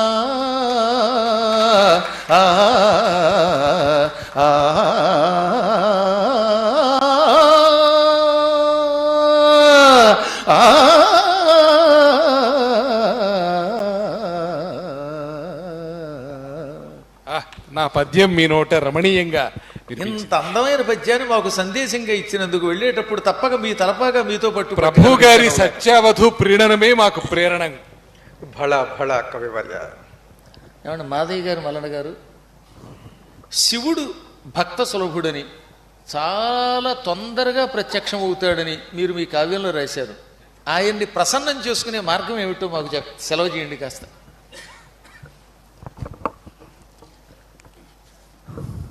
అప్పాజీ మహామంత్రి, నేను శివభక్తుడిని కాబట్టి తప్పనిసరిగా పరమశివుడిని ఆరాధిస్తూ తేలికగా పరమశివుడు అనుగ్రహించేటటువంటి మార్గాన్ని నా కావ్యంలో సూచించడం జరిగింది. అందులో ఒక్క పద్యాన్ని తమరికి వినిపిస్తాను. నీలకంఠుని శిరస్సుపై నీళ్లు చల్లి, సాధారణంగా మనం ఎంతో భక్తితో పోస్తామని అనుకుంటాం, కానీ మనం కాశీ వెళ్ళినట్లయితే అక్కడ అందరూ చెంబులతో నీళ్ళు ఇలా ఇలా ఇలా ఇలా చల్లుతూ ఉంటారండి. అది పరమ భక్తేనండి. మీ పద్యం వినిపిస్తే మేము దాని గురించి ఆలోచిస్తాం. అసలు పూర్తి ముందు పద్యం చెప్పండి ఒకసారి. నీలకంఠుని శిరస్సుపై నీళ్లు చల్లి పత్తిరి సుమంతనెవ్వాడు పారవైచు, అది పత్తిరి సుమంత నెవ్వాడు పారవైచు, కామధేనువు వానింటి గాడి పసరము, ఓహో, అల్ల సురశాకి వానింట మల్లె చెట్టు. చాలా బాగుందండి, అద్భుతంగా రాశారు మాధయ్య గారు, మల్లన్న గారు. శివుణ్ణి ప్రసన్నం చేసుకోవడానికి ఎక్కువ కష్టపడక్కర్లేదట. దూరం నుంచి, రేపు శివరాత్రి వస్తుంది అనుకుందాం కాసేపు, లేదా కార్తీక మాసం వస్తున్నది, అటువంటి సమయంలో అందరూ గుడిలోకి వెళ్ళలేరు. దూరం నుంచే ఒక ఆయన నీళ్ళు ఇలా జల్లెట్ట, శిరస్సు మీద నీళ్లు తలగానే నాకు మహన్యాసపూర్వకంగా జలాభిషేకం చేసినట్టు భావిస్తాడు. ఏది ఒక చుక్క నీళ్లు తల్లితే. దగ్గరికి వెళ్ళలేక దూరం నుంచే చేతిలో ఉన్న పత్రి విసిరట్ట. పత్రి అంటల్లా, పత్తిరి అన్నారు ఆయన, అంటే వికృతి పదం. ఆ పూజలో శ్రద్ధ లేదు. శ్రద్ధ లేకుండా ఆకులా విసిరాడు. ఆ ఆకు శివుడి మీద పడగానే, పాపం దగ్గరికి రాలేకపోయావా, దూరం నుంచి విసిరావా, అయినా పర్వాలేదు, నువ్వు చేసింది పూర్తిగా మనస్ఫూర్తిగా పూజ చేసినట్టే భావిస్తున్నాను అనుకుంటాట. నీళ్లు తల్లినందుకు కామధేనువుని దొడ్లో కట్టేస్తున్నాడు. పత్రి విసిరినందుకు దొడ్లో కల్పవృక్షాన్ని, మొల్ల చెట్టు, మల్లె చెట్టు నాటినట్టు నాటుతున్నాడట. మీ ఇంట్లో కామధేను ఉందనుకోండి దొడ్లో, అది ఏం చేస్తుంది? కామధేనువు దగ్గరికి వెళ్ళి ఏమడిగితే అది ఇస్తుంది. అంటే కామధేనువులాగా కోరిన కోరికలు తీరుస్తాడు. ఇంకా కల్పవృక్షం దొడ్లో ఉందంటే ఏ వస్తువైనా క్షణంలో వస్తుంది. కల్పవృక్షంలా భక్తుల యొక్క కోరికలు తీరుస్తారని ఎంత మధుర భావాన్ని ఒక చిన్న తేటగీతి పద్యములో ఇమిడ్చిన మీ తేట తెలుగు కవిత్వం మమ్మల్ని ఆనందపెట్టింది. మా రాయల వారు మిమ్మల్ని కనకాభిషేకంతో ఆనందపెడతారు. రాయల వారు ఆయనకి కనకాభిషేకం వెళ్ళేటప్పుడు ఎవరూ చూడకుండా రహస్యంగా చేద్దాం. ఆయన కవిత్వం ఎలా ఉంటే, మా పెంగళి సూరణ గారు కళాపూర్ణోదయంలో ఒక అద్భుతమైనటువంటి మీ ఘట్టాన్ని వినిపించి మమ్మల్ని ఆనందపెట్టండి. తప్పకుండా మంత్రివర్య. నా కళాపూర్ణోదయంలో నారదుడు, తుంబురుడు గానం విషయంలో పోటీ పడతారు. అయితే మంచి గాన కళను నేర్చుకోవాలని విష్ణువు ప్రార్థిస్తాడు నారదుడు. ఆ నారదుడు ప్రార్థించిన విష్ణువు నారదుడికి ఏ విధంగా సాక్షాత్కరిస్తారో ఈ పద్యంలో మనం తెలుసుకుందాం. అంజనాచల గర్వ భంజనాచల లీల, అంజనాచల గర్వ భంజనాచల లీల, నీలవర్ణపు కంతి మేనుడలర, పుండరీకముల ఉద్దండరీతుల గెల్చి చెన్నందు నిడువాలు కన్నులమర, పుండరీకముల ఉద్దండరీతుల గెల్చి చెన్నందు నిడువాలు కన్నులమర, మకర కుండల రుచి ప్రకర కుంఠితములై, మకర కుండల రుచి ప్రకర కుంఠితములై, వెన్వెన్క మకర కుండల రుచిర ప్రకర కుంఠితములై, దినకర ప్రభలు వెన్వెన్క కొదుగా, ఉరమురత్నమునందు కరమురంజులు లీడ, ఉరమురత్నమునందు కరమురంజులు నీడ, తోడు నీడగ లక్ష్మి క్రీడలాడ, శంఖ చక్రాది పరికర సహితుడగుచు, శంఖ చక్రాది పరికర సహితుడగుచు, మఘవ ముఖదేవతా సేవ్యమానుడగుచు, పతగ రాజాదిరోహణోద్భాసియగుచు కృపదలిర్పంగా కనిపించే కేశవుండు, కృపదలర్పంగా కనిపించే కేశవుండు. ఆ విధంగా నారదుడికి ఆ కేశవుడు ప్రత్యక్షమయ్యాడు. మహామంత్రి, చాలా సంతోషం అండి.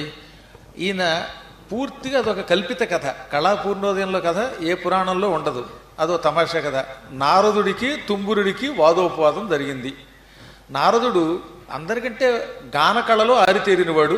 కానీ ఒకసారి ఏం జరిగింది, శ్రీ మహావిష్ణువు వైకుంఠంలో సభ పెట్టినప్పుడు అందరినీ బయటెట్టే పెట్టారు, తుంబురుడిని తీసుకెళ్లారు. తుంబురుడు లోపలికి వెళ్ళి గానం వినిపించాడు. స్వామివారు ఓ పచ్చల పథకం వేశాడు. ఈ పథకంతో బయటికి రాగానే నారదునికి మండిపోయింది. నాకంటే వీడు గొప్ప విద్వాంసుడా, వీడి సంగతి ఏమిటో తెలుస్తాను అని పోటీకి ఇంటికి వెళ్ళాడు. తీరా పోటీకి ఇంటికి వెళ్ళేసరికి అక్కడ తుంబురుడు లేడు, కానీ వీణ కనపడింది. ఆ వీణ వాయిద్దామని చూస్తే అసలు ఆ శృతులు ఈయనకి అర్థం కాలేదు. అప్పుడు మతిపోయి, ఇంతకాలం నేనే గొప్ప విద్వాంసుని అనుకున్నాను, నా మహతి కంటే కళావతి అని పిలువబడే తుంబురుని వీణ గొప్పది అని జంకు పొంది, ఇతన్ని ఓడించాలంటే ఏం చెయ్యాలి, విష్ణువు గురించి తపస్సు చేస్తే ఆయన మెచ్చుకుంటేనే సంగీతంలో తుంబురుణ్ణి ఓడించగలను అని మాత్సర్యంతో విష్ణువు కోసం తపస్సు చేశాడు. అప్పుడు తపస్సు చేసినప్పుడు విష్ణువు ప్రత్యక్షమయ్యాడు. ఆ రూపం ఎలా ఉందో ఇందులో చెప్పారు.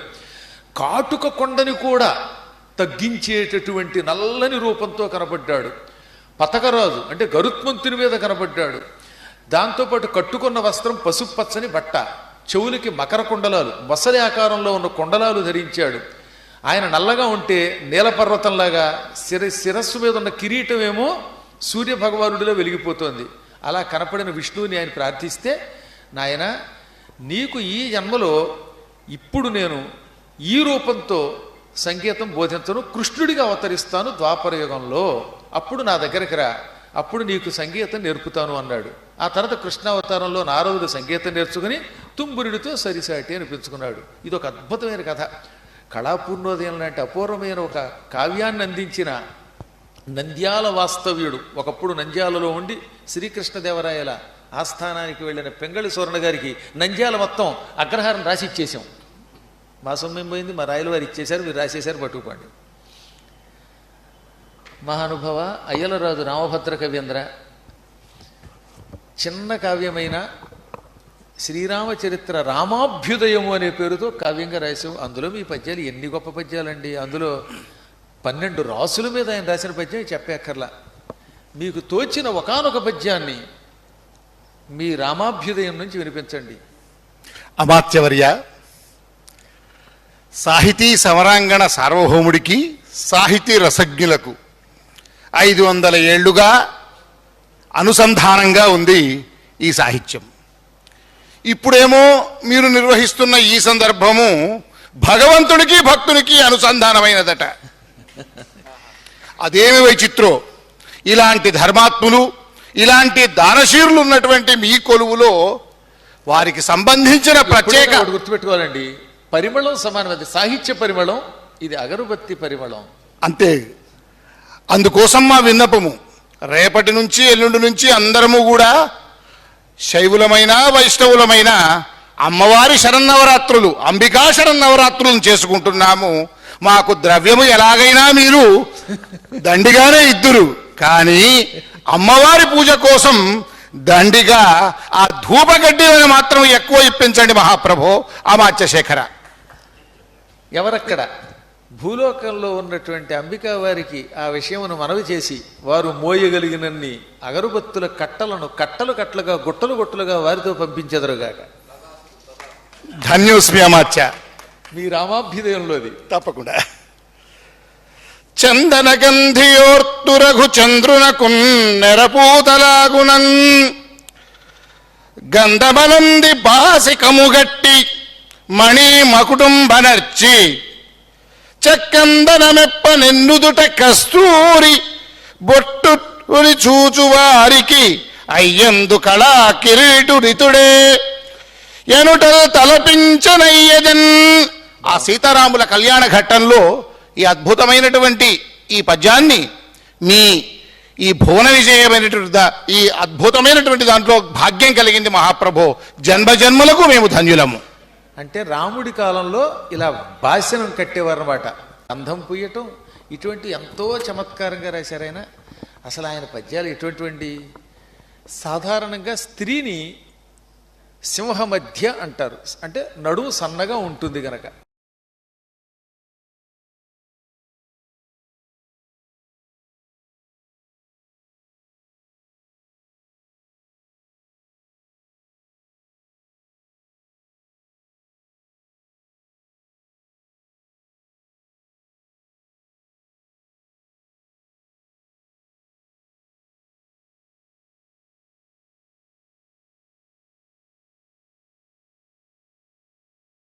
పూర్వం ఆడవాళ్ళకి నడుము సన్నగా ఉన్నారు.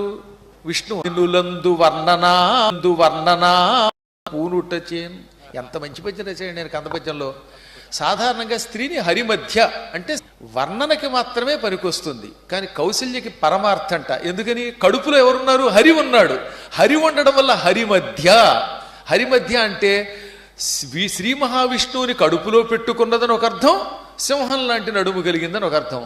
ఇంత చమత్కారం కౌశల్య గురించి రాశాడు. అబ్బో, ఒకటి ఎన్ని పద్యములు రాసిన ఈ రామ అభ్యుదయ కవిత్వం ఉన్నదే, రామాభ్యుదయం అనే ప్రబంధ కావ్యం మేము వెళ్ళేటప్పుడు పట్టుకుపోదాం అనుకుంటున్నాం. దాంతోపాటు భూలోకానికి కూడా కట్లగా పంపిస్తాం. శుభమస్తు మీకు. శోభకు కవివర్య. ఇక వసంత ఋతువు వచ్చిందంటే కోకిలలు కుహు కుహు అని కూస్తూ ఉంటాయి, చిగుళ్ళు చివురిస్తూ ఉంటాయి. ప్రస్తుతం మేము భూలోకానికి వచ్చినప్పటికీ రేపు శరత్కాలం. ఈ శరత్కాలం అయిన తర్వాత మళ్ళీ హేమంత ఋతువు, ఆ చలి అయిన తర్వాత ఏమో క్రమంగా శిశిర ఋతువు అయిన తర్వాత వసంత ఋతువు. ఎప్పుడో రాబోయే వసంత ఋతువుని గురించి మా రామరాజభూషణుడు వసు చరిత్రలో అద్భుతమైనటువంటి వర్ణన చేసి ఉన్నాడు. ఏది మీ వసంత ఋతు వర్ణనం? అప్పాజీ మహారాజా, భూలోకమునకు వచ్చినప్పుడు దివ్యశ్రీ ఆలపాటి రామచంద్రరావు గారిని కూడా ఈ సభకు విచ్చేయమని నేను కోరితిని. విజయనగర సామ్రాజ్యపు విద్యాధికారిగా ఆ అవకాశమును నేను తీసుకుంటుని. కానీ ఏమండి, మరొక మాట అండి. రామరాజభూషణ కవీంద్రుల వారు రామచంద్రరావు గారు వచ్చారు సుమా, వచ్చి ప్రస్తుతం శ్రీకృష్ణదేవరాయల వారి శరీరంలో ఆవహించి ఉన్నారనే నేను రవిచంద్రుడు, ఆయన రామచంద్రుడు వెరసి ఇద్దరూ కలిసి ఒకే శరీరంలో ఉన్నారు. వారు రాములు కృష్ణదేవరాయల రూపములో ఉన్నారు. రాముడు కృష్ణుడు ఆవహించి ఉన్నారు. మీరు కృష్ణులు కదా, మీరు మా సభను రంజింపజేయుచున్నారు. సభనెవరు రంజింపజేస్తారు అంటే నా పేరు రాముడైతే నేను ఆవహించినటువంటి శరీరం ఉన్న కృష్ణుడి పేరు పెట్టుకున్నటువంటి ఆత్మావై పుత్రనామాసి కృష్ణుడు సభలో ఉంటాడు అని వారు చమత్కరించారు. వీరిద్దరూ ఉన్నటువంటి ఈ సభలో వసంతం కాక ఇంకేం వస్తుంది? లలనా జనాపాంగవలనా వసదనంగ తులనాభికాభంగదో ప్రసంగము. లలనా జనాపాంగవలనా వసదనంగ తులనాభికాభంగదో ప్రసంగము. పాదపగరిగరిస అలసానిలవిలోల దళసాసవ రసాల ఫలసాదర శుకాలపన విశాలము.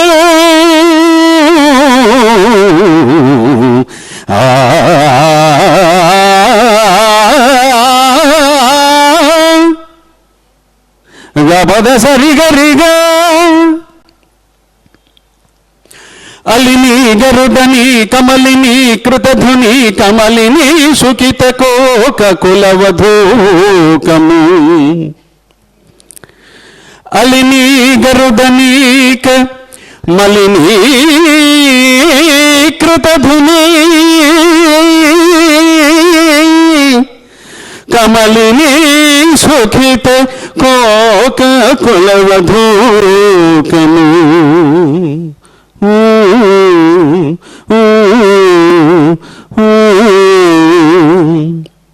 ససదా ససరిదా ససరిదా గపదాపగా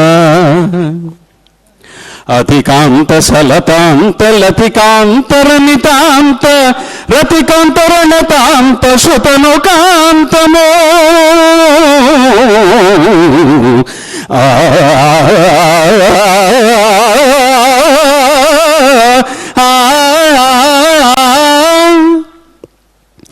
గారి సదవ బబ గరి రిగ పరి గరి స అకృత కామోద కురవక వికల వకుల ముకుల సకల వనాంత ప్రమోద చలిత కలిత కలకంఠకుల కంఠ కాకలి విభాసురముచు మధుమాసవాసరంబు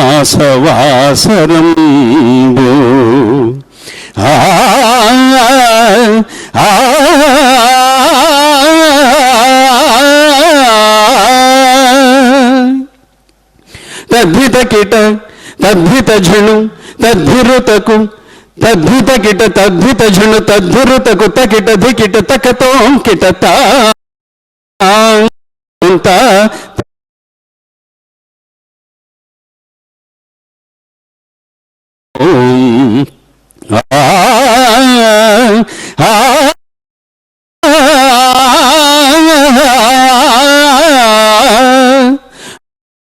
గబదస గగబదస పదసరిగా పదదస సరిగా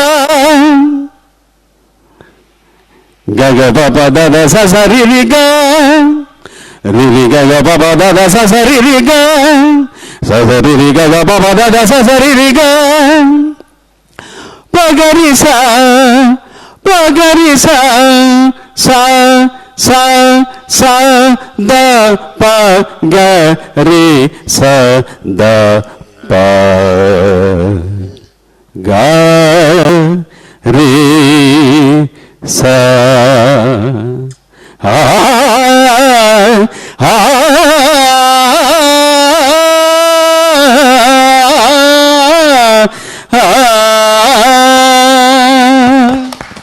భళా భళా భళా కవీంద్ర. ఎంత మోహనంగా పాడారో. రామరాజ భూషణ కవి ఎంతో గొప్పవాడివి అని తెలుసు, కానీ ఎంత పాడువాడవని మాత్రం తెలియదు.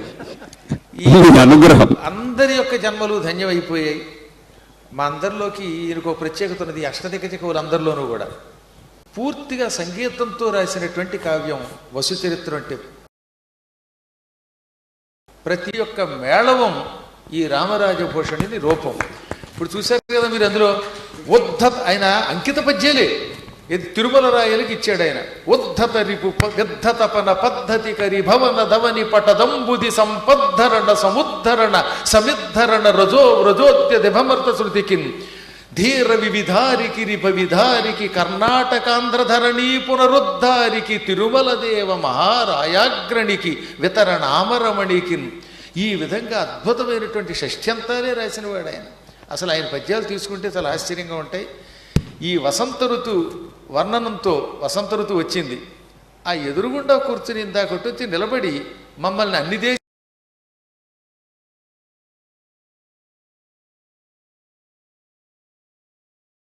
దేశములకు పంపుతున్న తలపాగా పెట్టుకున్న ఇప్పటి భాష ఇంత వసంతం మీ ఇంటిలో ఎల్లవేళలా నిండుగాక. మంత్రివర్య చిన్నగా ఉంటాయి, మీరు పెద్దగా తీసుకుంటారు. ఎప్పుడు మీరు చిన్న ఇల్లు అలా చూసుకుంటూ ఉంటారులేండి. అందరూ పెద్ద ఇంట్లో ఉంటే మీకు ఎప్పుడు చిన్న ఇల్లే కావాలా? మా భట్టుమూర్తి ప్రదర్శన చూసిన తర్వాత పద్యం అద్భుతంగా ఉంది. పాడువారు అని మీరే చెప్పారు, సంతోషం. బాగా పాడువాడు. వారి వలె మనం పాడువాళ్ళం. నేను పాడువాడిని కాదు, మీరు కూడా రాగరంజితం చేశారు తిమ్మన కవి పద్యాన్ని. వారు కూడా పాడువారే. వారు పాడువారు కాబట్టి పాడువారు పాడువారిని గుర్తిస్తారు. మాకేం తెలుసు?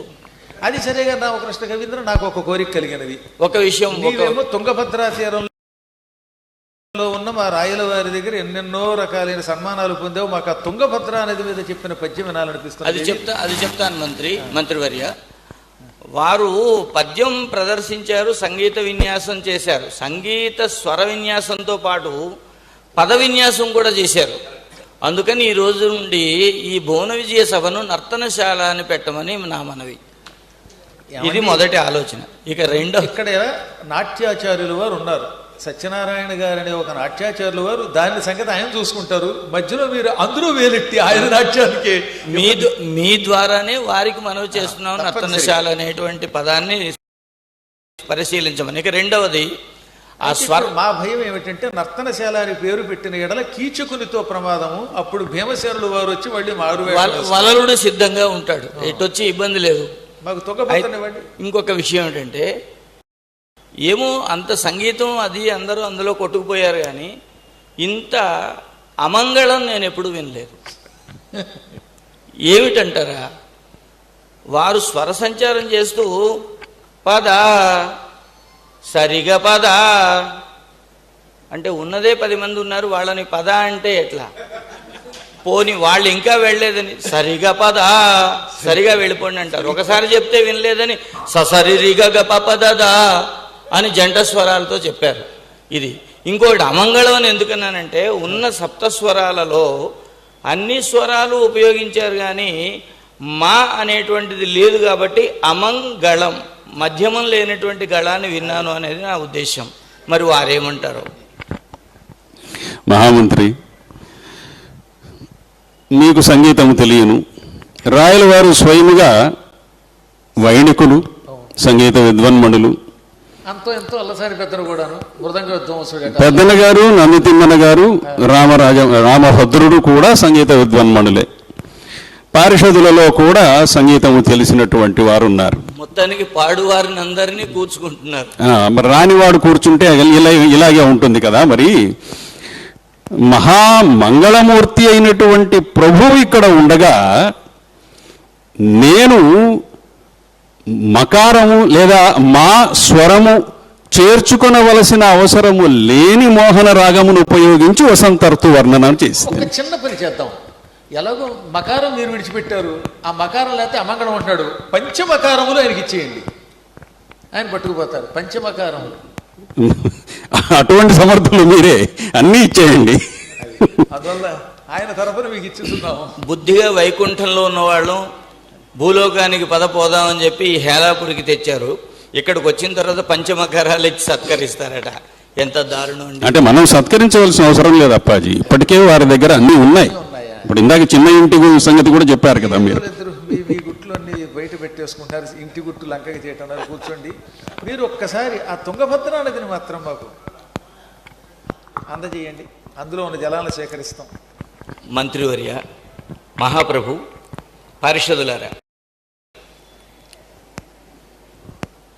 ధర్మభూమి, కర్మభూమి, వేదభూమి అయినటువంటి ఈ భరతఖండంలో 2 అద్భుతమైనటువంటి నదీము తలులు ఉన్నాయి. ఒకటి గంగా, 2 తుంగ. గంగా స్నానం, తుంగాపానం అనేటువంటి నానుడి ఉంది. నేను కృష్ణా తీరాన్ని విడిచిపెట్టి తుంగభద్రకు ఎందుకు వచ్చానంటే, తుంగభద్రా జలాలు గ్రోలి సేద తీరుదామని. ఆ తుంగభద్రా నదికి ఒక ప్రత్యేకత ఉంది.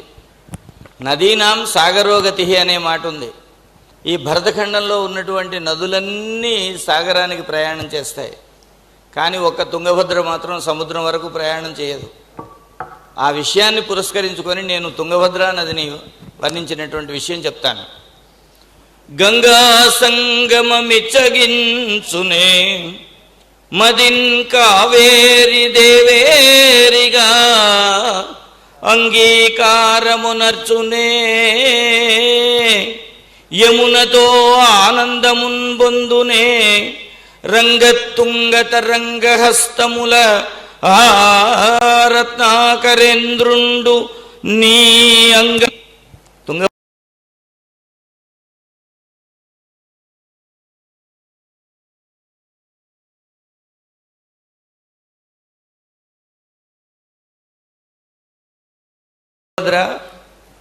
ఒక్క సముద్రుడు నీతో కలిసి సుఖిస్తే మా రామకృష్ణ గారి చమత్కారం ఏమిటో మీకు అర్థమయ్యే ఉంటుంది.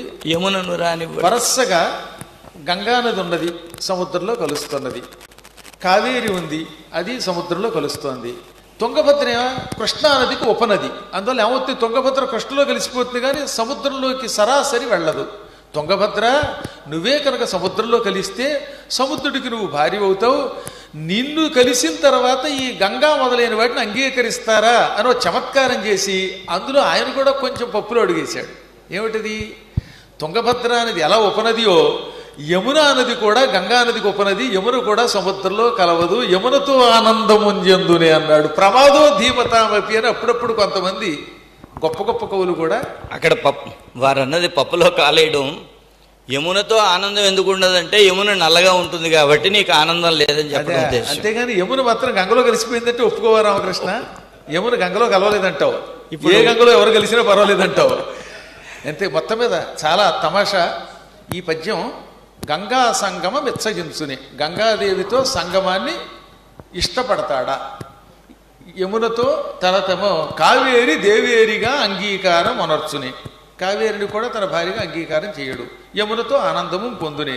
ఎందుకని, ఒకవేళ గుణభద్ర అయిన తుంగభద్ర నది గనక తన తరంగములనే హస్తములతో ఆయన పట్టుకుంటే వీటితో ఆనందించడు.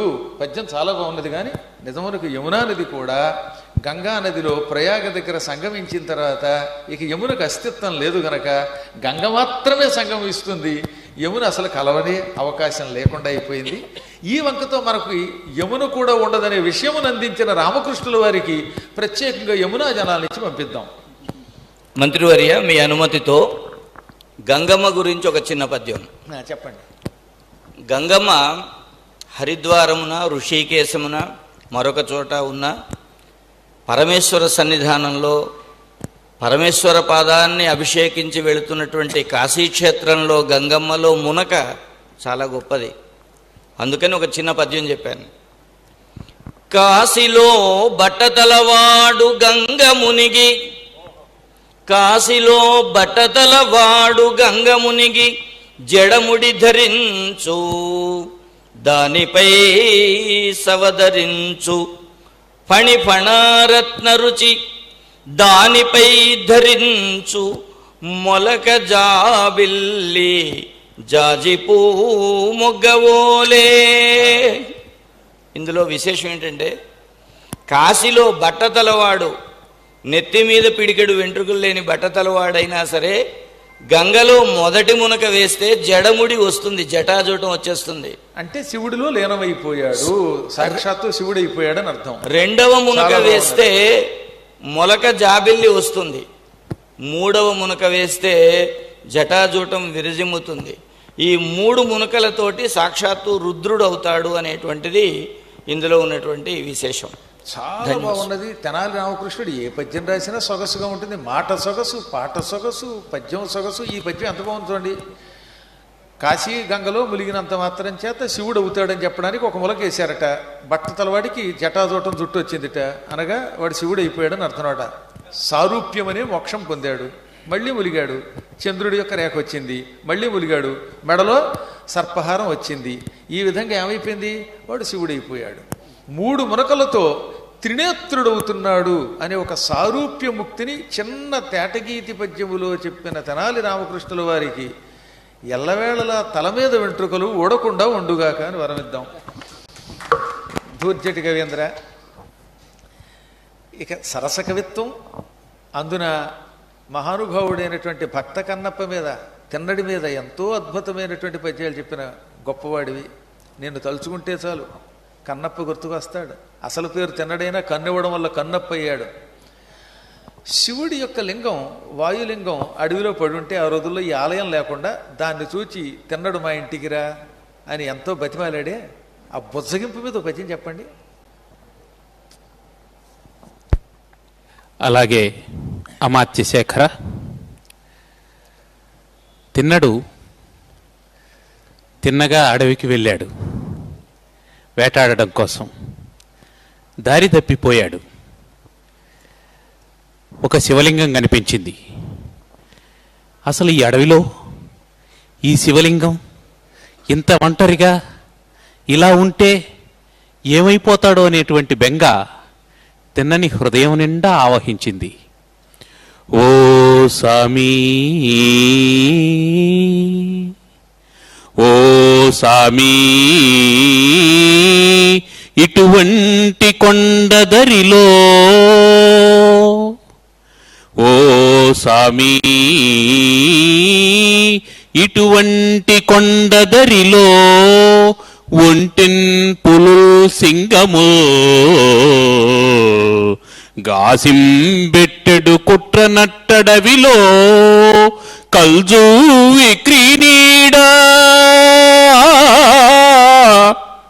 గాసింబెట్టెడు కుట్రనట్టడవిలో కల్జూ విక్రీనీడా, ఏ యాశం గట్టితి వేటిగడ్డనిలో నీవా కొన్నచో, ఓ స్వామి నీవా కొన్నచో కూడు నీళ్ళే సుట్టంబులు తెచ్చిపెట్టెదరు, కూడు నీళ్ళు ఏ సుట్టంబులు తెచ్చిపెట్టెదరు, నీకిందేటికే లింగమా, నీకిందేటికే లింగమా. ఎంత చమత్కారం చూసారా. అదేమో పద్యం, శార్దూలం అనే పద్యం.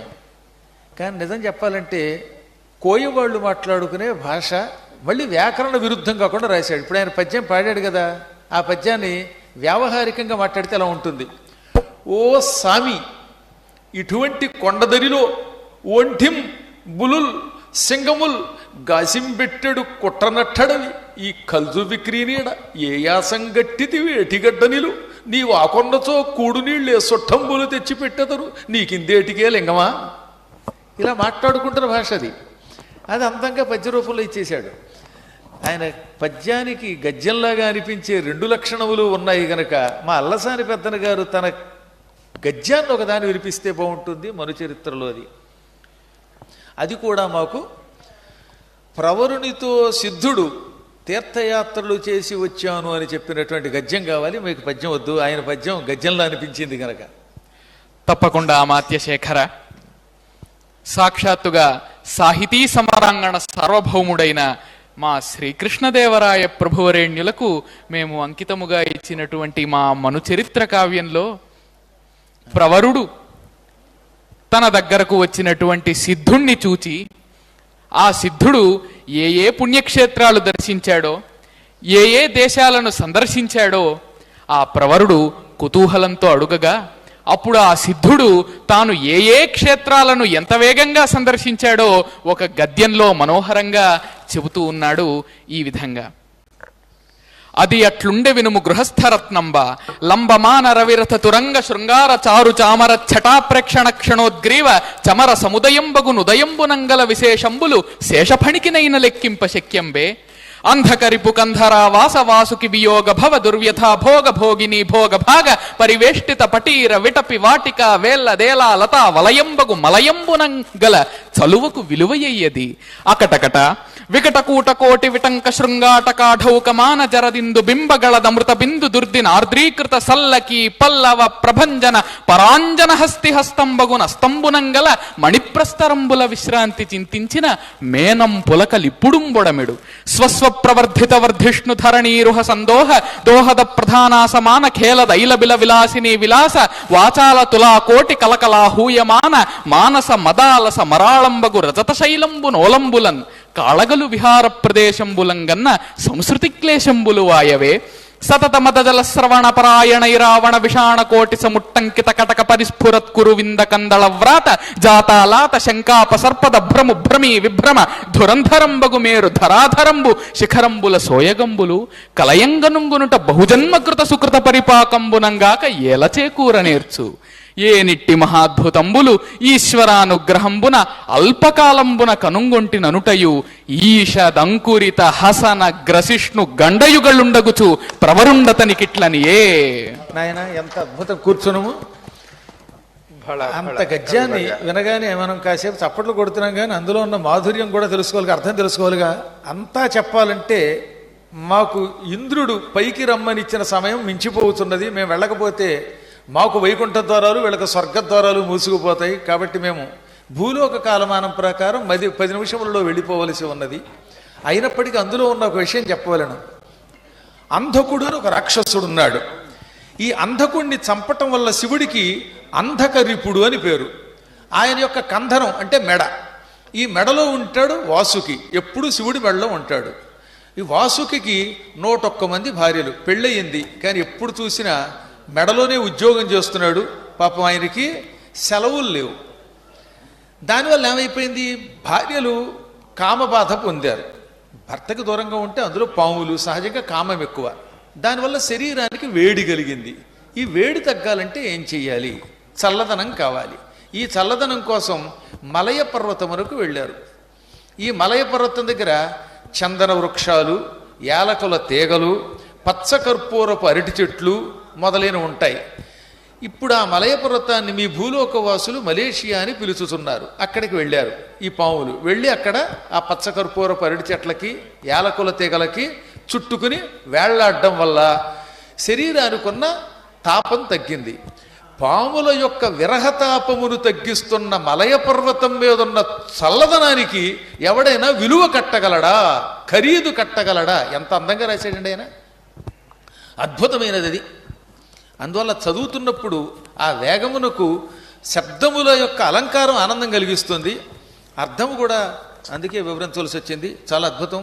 అది ఎట్లుండే వినుము గృహస్థరత్నంబ లంబమాన రవిరథ తురంగ శృంగార చారు చామర ఛట ప్రేక్షణ క్షణోద్గ్రీవ చమర సముదయంబగు ఉదయంబునంగల విశేషంబులు శేషఫణికినైన లెక్కింప శక్యంబే అంధకరిపు కంధరావాస వాసుకి వియోగ భవ దుర్వ్యథ భోగ భోగిని భోగ భాగ పరివేష్టిత పటీర విటపి వాటిక వేల్లత్తి ఏలాలతావలయంబుగు మలయంబునంగల చలువుకు విలువయ్యది అకటకట వికట కోట కోటి విటంక శృంగాట కాఢౌకమాన జరదిందు బెంబగళద మృత దుర్దినాద్రీకృత సల్లకి పల్లవ ప్రభంజన పరాంజన హస్తిహస్తంబుగు మణిప్రస్తరంబుల విశ్రాంతి చింతించిన మేనం బులకలిప్పుడు పొడమెడు స్వస్వ ప్రవర్ధిత వర్ధిష్ణు ధరణీరుహ సందోహదోహద ప్రధాన సమాన ఖేలదైల బిల విలాసిని విలాస వాచాల తులా కోటి కల కళా హూయమాన మానస మదాలస మరాళంబుగు రజత శైలంబు నోలంబులం కాలగడు విహార ప్రదేశంబులం గన్న సంస్కృతి క్లేశంబులు వాయవే సతత మద జల శ్రవణ పరాయణైరావణ విషాణ కోటి సముట్టంకిత కటక పరిస్ఫురత్కురు వింద కందళ వ్రాత జాతాలాత శంకాప సర్పద భ్రము భ్రమీ విభ్రమ ధురంధరంబగు మేరుధరాధరంబు శిఖరంబుల సోయగంబులు కలయం కనుంగొనుట బహుజన్మ కృత సుకృత పరిపాకంబునంగాక ఏలచేకూర నేర్చు నేనిట్టి మహాద్భుతంబులు ఈశ్వరానుగ్రహంబున అల్పకాలంబున కనుంగొంటి ననుటయు ఈషదంకురిత హసనగ్రశిష్ణు గండయుగలుండగుతూ ప్రవరుండ అతనికి ఇట్లని అయినంత గద్యం రాసిన మా అల్లసాని పెద్దన గారు మీ అందరికీ ఒక సందేశం ఇస్తున్నారు. ఈ గద్యములను బాగా కంఠస్థం చేసిన వారికి ఆరోగ్యం బాగుంటుంది, శ్వాసకోశ రోగములు ఉండవు. అందువల్ల ఈ వయస్సులో కూడా అప్పాజీ ఆరోగ్యములకు ఈయన రాసిన గద్యమే మూల కారణం. మహామంత్రి, మా గద్య మీ నోట మరింత సొబగుగా ప్రకాశించినది. ఒకసారి కంఠస్థం చేయగలిగేంత బాగా రాసినందుకు మీకు ఆ గద్యంలో ఎన్ని అక్షరములు ఉన్నాయో అన్ని అగరత్తులు అందుగాక. ఇక మధురేణ సమాపయత్తని ఒక శాస్త్రం ఉన్నది. చిట్ట చివరగా మాధుర్యంతో పూర్తి చేద్దాం. ఏది మల్లగారు తమ కావ్యంలోని మరొక అపూర్వమైనటువంటి పద్యాన్ని అందించెదరుగాక. మీకు మరొక్కసారి మేము తిమ్మరసు మహామంత్రి గారికి నమస్కరిస్తూ, త్రిజట ఒక స్వప్నాన్ని కని సీతాదేవిని అందరూ కూడా బాధ పెడుతున్నప్పుడు రాక్షస స్త్రీలని తొలగమని మనందరం కూడా ఆపదలో చిక్కుకుంటామని చెప్తూ సీతాదేవిని ఓదారుస్తూ, ఉన్నాడు లెస్స రాఘవుడున్నాడిదే కపులగూడి ఉరుగతి రానయ్యున్నాడు నిన్ను గొనిపోరున్నాడిదే నిజము నమ్ము ఉర్వీతనయా అని ఓదారుస్తుంది ఆమె. చాలా బాగున్నదండి, ఎంతో లాభం మనకు దానివల్ల కూడా ఈ పద్యం వినడం వల్ల. ఉన్నాడు లెస్స, సుఖంగా ఉన్నట్ట. రాఘవుడు ఇదిగో వానరులతో రాబోతున్నాడు, తొందరగా రాబోతున్నాడు, నిన్ను పట్టుకుపోతాడు సీత అని మొల్లగారు మంచి పద్యం రాశారు. సీతారాములు కలిసి ఉండాలి అనే కోరికతో రాసినటువంటి పద్యం. సీతారాముల సమాగమం ఉన్నదే ఆ ఇద్దరికి భవిష్యత్తులో కళ్యాణం జరిపిస్తే ఎంతో లాభం. సీతారాములు మిమ్మల్ని అనుగ్రహించెదరుగాక, సీతారామానుగ్రహ ప్రాప్తిరస్తు అని అనేక మంగళాశాసనాలు చేస్తూ మహాత్మా శ్రీకృష్ణదేవరాయ కవీంద్ర, చిన్నప్పటి నుంచి ఎత్తుకు పెంచాను, ఈ కంకణములన్నీ నేనే దగ్గరుండి మరీ వేయించాను, కిరీటం కూడా మీకు నేనే వేయించాను, అయినా మీరు నన్ను ఎంతో ప్రేమతో ఏనాడు అప్పాజీ అని పిలిచేవారు. ఒక్కసారి వేదిక మీద ఉండగా ఒక చెంపదెబ్బ కొట్టాను వారు రాయల్ని, అయినా ఆయన ఏమనుకోలేదు. కవిత్వం ఎరిగినవాడు, మనస్సు ఎరిగినవాడు, ప్రజలను ఎలా పరిపాలించాలో ఎరిగినటువంటి వాడు. అటువంటి మా కృష్ణదేవరాయల వారు ఏమంటారో విని మేమందరం ఎవరి దారిన వాళ్ళు వెళ్ళిపోతాం. తెలుగదేలయన్న దేశంబు తెలుగు, తెలుగదేలయన్న దేశంబు తెలుగు, ఏను తెలుగు వల్ల భుండ తెలుగకండ, ఎల్ల నృపులు గొలువ ఎరుగవే బాసాడి, దేశ భాషలందు తెలుగు లెస్స, దేశ భాషలందు తెలుగు లెస్స. రామకృష్ణ, మా రాయల వారు ఎంతో అందంగా తెలుగు లెస్స అన్నారు కదా, వారిని ఒక్క పద్యంలో కీర్తిస్తే బాగుంటుందేమో. నరసింహకృష్ణరాయలు కదా ఆయన.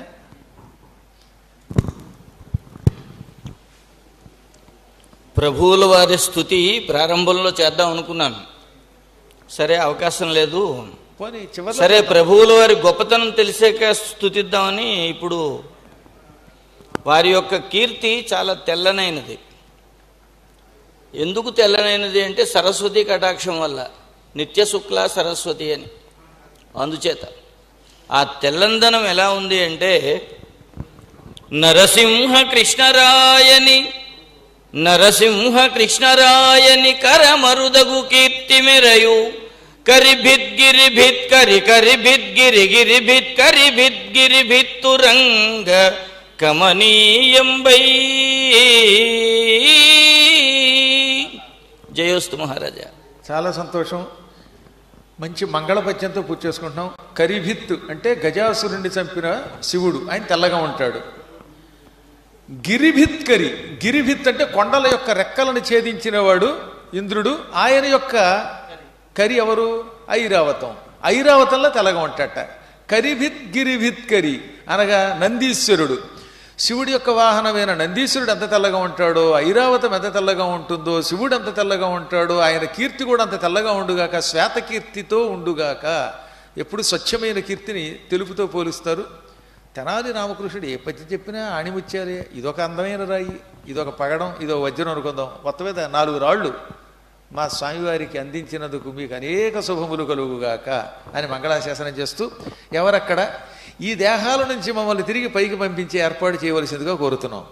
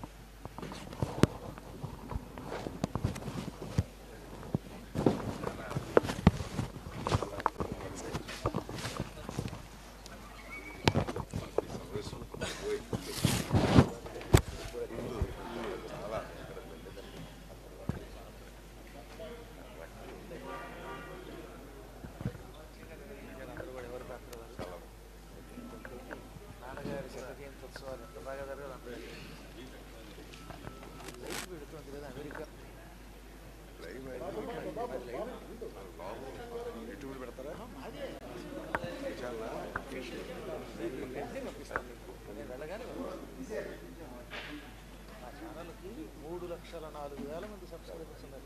3 లక్షల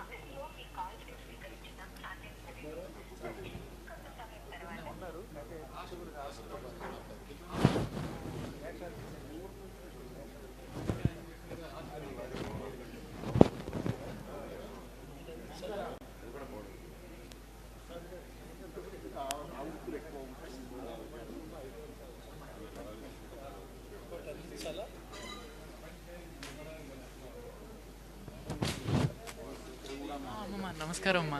అమ్మా నమస్కారం అమ్మా, చాలా ధన్యవాదాలు. మీరు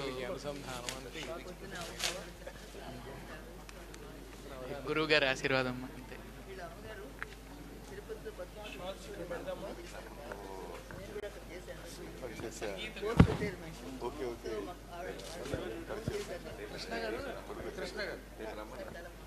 ఇది గీతా ప్రెస్ వాడు నా చేత గరుడ పురాణం మొత్తం రాయించారు. ఈ పుస్తకం ఇంట్లో ఉన్నంత మాత్రం నరకం రాదు, అందులో ఫలశ్రుతిలో ఉంటుంది. చూసారుగా గరుడ పురాణం గీతా ప్రెస్ వాడు అంటే మీరు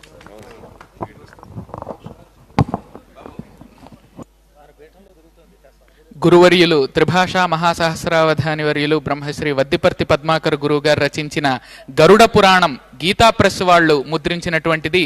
ఆ గ్రంథాన్ని గురువర్యులు శ్రీ అంబికా కృష్ణ గారికి అందిస్తూ ఉన్నారండి.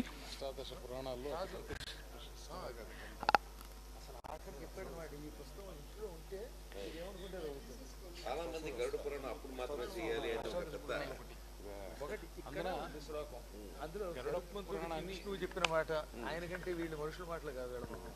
ఈ పురాణం లేకపోతేనే నరకానికి కడతారట. అన్ని వేళలా వినాలని ఉంది.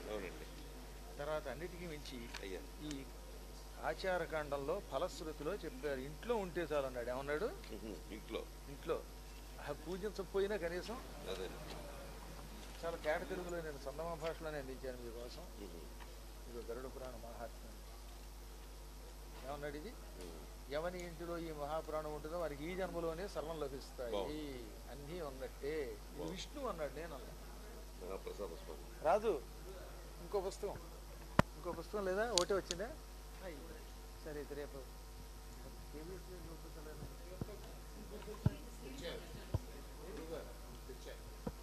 ఇక్కడ బ్రహ్మాండం అండి.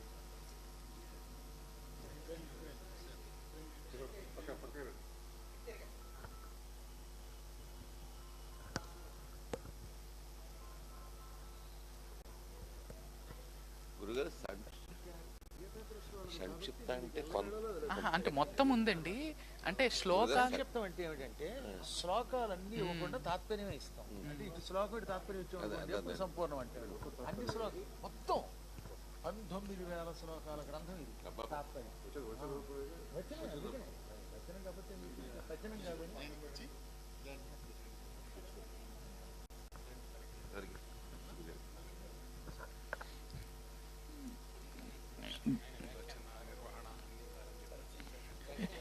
గురువర్యులు త్రిభాషా మహాసహస్రావధాని వర్యులు ప్రణవ పీఠాధిపతులు బ్రహ్మశ్రీ వద్దిపర్తి పద్మాకర్ గురువు గారికి సన్మానం జరుగుతూ ఉన్నదండి. ఈ భువన విజయానికి మొత్తము కర్త భర్త ధర్త మొత్తము కూడా వారే ఈ భువన విజయాన్ని అప్పాజీ మంత్రివరేణ్యులుగా నడిపించారు. వారు ప్రత్యేకించి గురువర్యులు అనేక సంవత్సరాల తర్వాత మరొక్కసారి భువన విజయంలో ఈవేళ అనుగ్రహించి మనలందరినీ కూడా ఈవేళ ప్రత్యేకమైనటువంటి ఆనందాంబుధిలో తేలించారండి. 14 ఏళ్లుగా అసలు భువన విజయాల స్టేజ్ ఎక్కట్లేదు. కేవలం ఇవాళ ఈ కుటుంబం కోసం కేవలం అంబికా సంస్థల వారి పట్ల ఉన్నటువంటి అంబికా కృష్ణ గారి పట్ల వాళ్ళ కుటుంబం పట్ల ఉన్నటువంటి విశేషమైన ప్రేమతో 14 సంవత్సరాల తర్వాత మళ్ళీ మొదటిసారిగా ఈ భువన విజయాన్ని గురువర్యులు పాల్గొన్నారండి. భువన విజయ కార్యక్రమంలో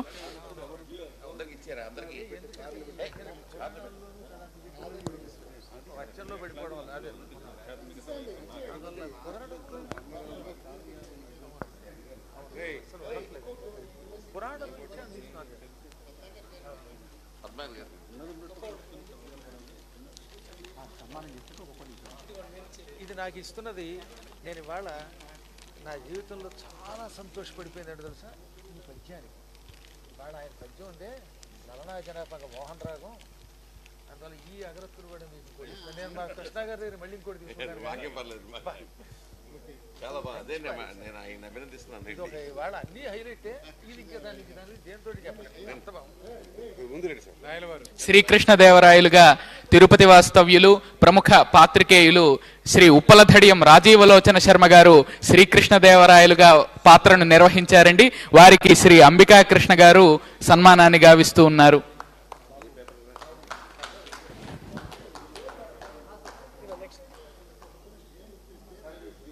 శ్రీ రాజీవలోచన శర్మ గారు, ఉప్పలధడియం రాజీవలోచన శర్మ గారు కృష్ణదేవరాయలుగా వారి పాత్రను పోషించారు. మా తండ్రి గారు.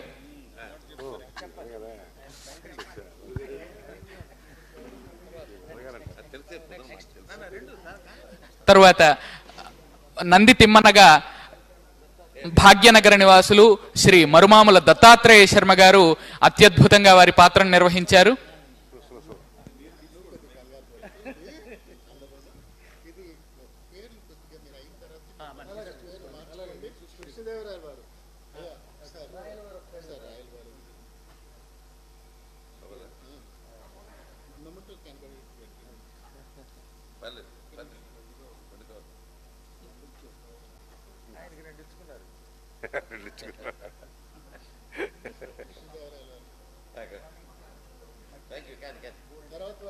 తర్వాత నంది తిమ్మన శ్రీ మరుమాముల దత్తాత్రేయ శర్మ గారు అవధానం పట్ల, అవధాన వికాసం పట్ల విశేషమైనటువంటి కృషిని గావిస్తూ ఉన్నవారండి. భాగ్యనగరంలో అవధాన విద్యా వికాస పరిషత్ అనే ఒక సంస్థను నెలకొల్పి ఎందరో అవధానులను అక్కడ వారు ప్రత్యేకమైనటువంటి శిక్షణతో వారిని తయారు చేస్తూ ఉన్నారు.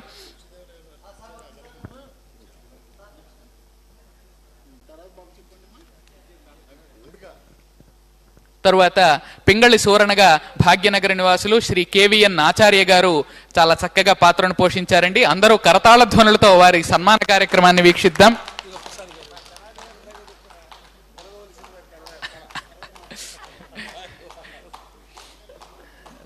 తదుపరి ధూర్జటిగా తిరుపతి వాస్తవ్యులు ప్రఖ్యాత అవధాని వరేణ్యులు శతావధాని రాష్ట్ర పురస్కారమైనటువంటి కళారత్న పురస్కారంతో ఈ మధ్యనే రాష్ట్ర ప్రభుత్వం చేత సన్మానింపబడినటువంటి వారు శ్రీ ఆముదాల మురళీ శతావధాని గారు. వారికి సన్మానాన్ని గావిస్తూ ఉన్నారు నిర్వాహకులు. తదుపరి రామరాజభూషణుడిగా అనంతపురం వాస్తవ్యులు సంగీత సాహిత్య సాగరులు శ్రీ డాక్టర్ జగర్లపూడి శ్యామ్ సుందర శాస్త్రి గారు. ఆల్ ఇండియా రేడియో ఆకాశవాణిలో ఒక ఉన్నత అధికారిగా వారు విధులు నిర్వహిస్తూ ఉన్నారండి. వారి వేళ రావడం ఎంతో సంతోషం.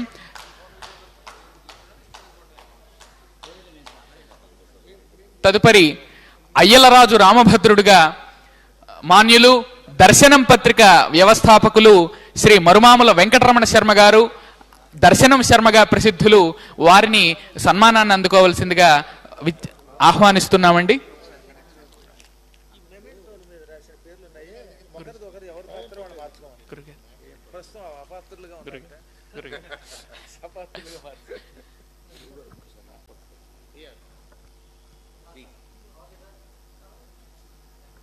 తదుపరి మాదయ్య గారి మల్లనగా పాత్రను పోషించినటువంటి శ్రీ మద్దూరి వెంకట సుబ్రహ్మణ్య సత్యనారాయణ గారు ఏలూరు వాస్తవ్యులు, మంచి ఆధ్యాత్మికవేత్త, రాష్ట్రపతి పురస్కార గ్రహీతండి. వారు ఉపాధ్యాయులు, మంచి ఉపాధ్యాయులుగా వారు సేవలు అందించారు.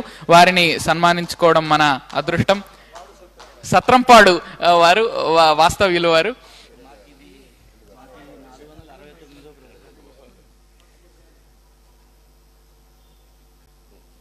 తదుపరి మొల్లగా కవయిత్రి మొల్లగా తమ పాత్రలో అత్యద్భుతమైన పద్యాలను వినిపించినటువంటి శ్రీమతి వల్లీ త్రిపుర సుందరి గారు విశాఖపట్నం వాస్తవ్యులు.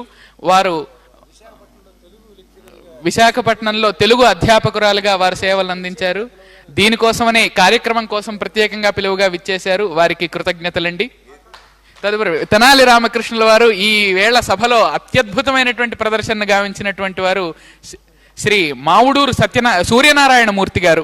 శ్రీ మావుడూరు సూర్యనారాయణ మూర్తి గారు భాగ్యనగరంలో కేవలం సాహిత్యం కోసమే కాకుండా దేశ రక్షణ కోసం, ధర్మ రక్షణ కోసం రోడ్ల మీద కూడా ఎన్నో గొప్ప ఉద్యమాలను చేపట్టి వారు భారతదేశం కోసం ఎంతో గొప్ప సేవను చేస్తూ ఉంటారండి. సంస్కృతాంధ్ర పండితులు వారికి సన్మానాన్ని గావించుకోవడం సంతోషం. తదుపరి అల్లసాని పెద్దనగా గురువర్యుల అనుంగు శిష్యుడు ఉప్పలధడియం భరత్ శర్మ.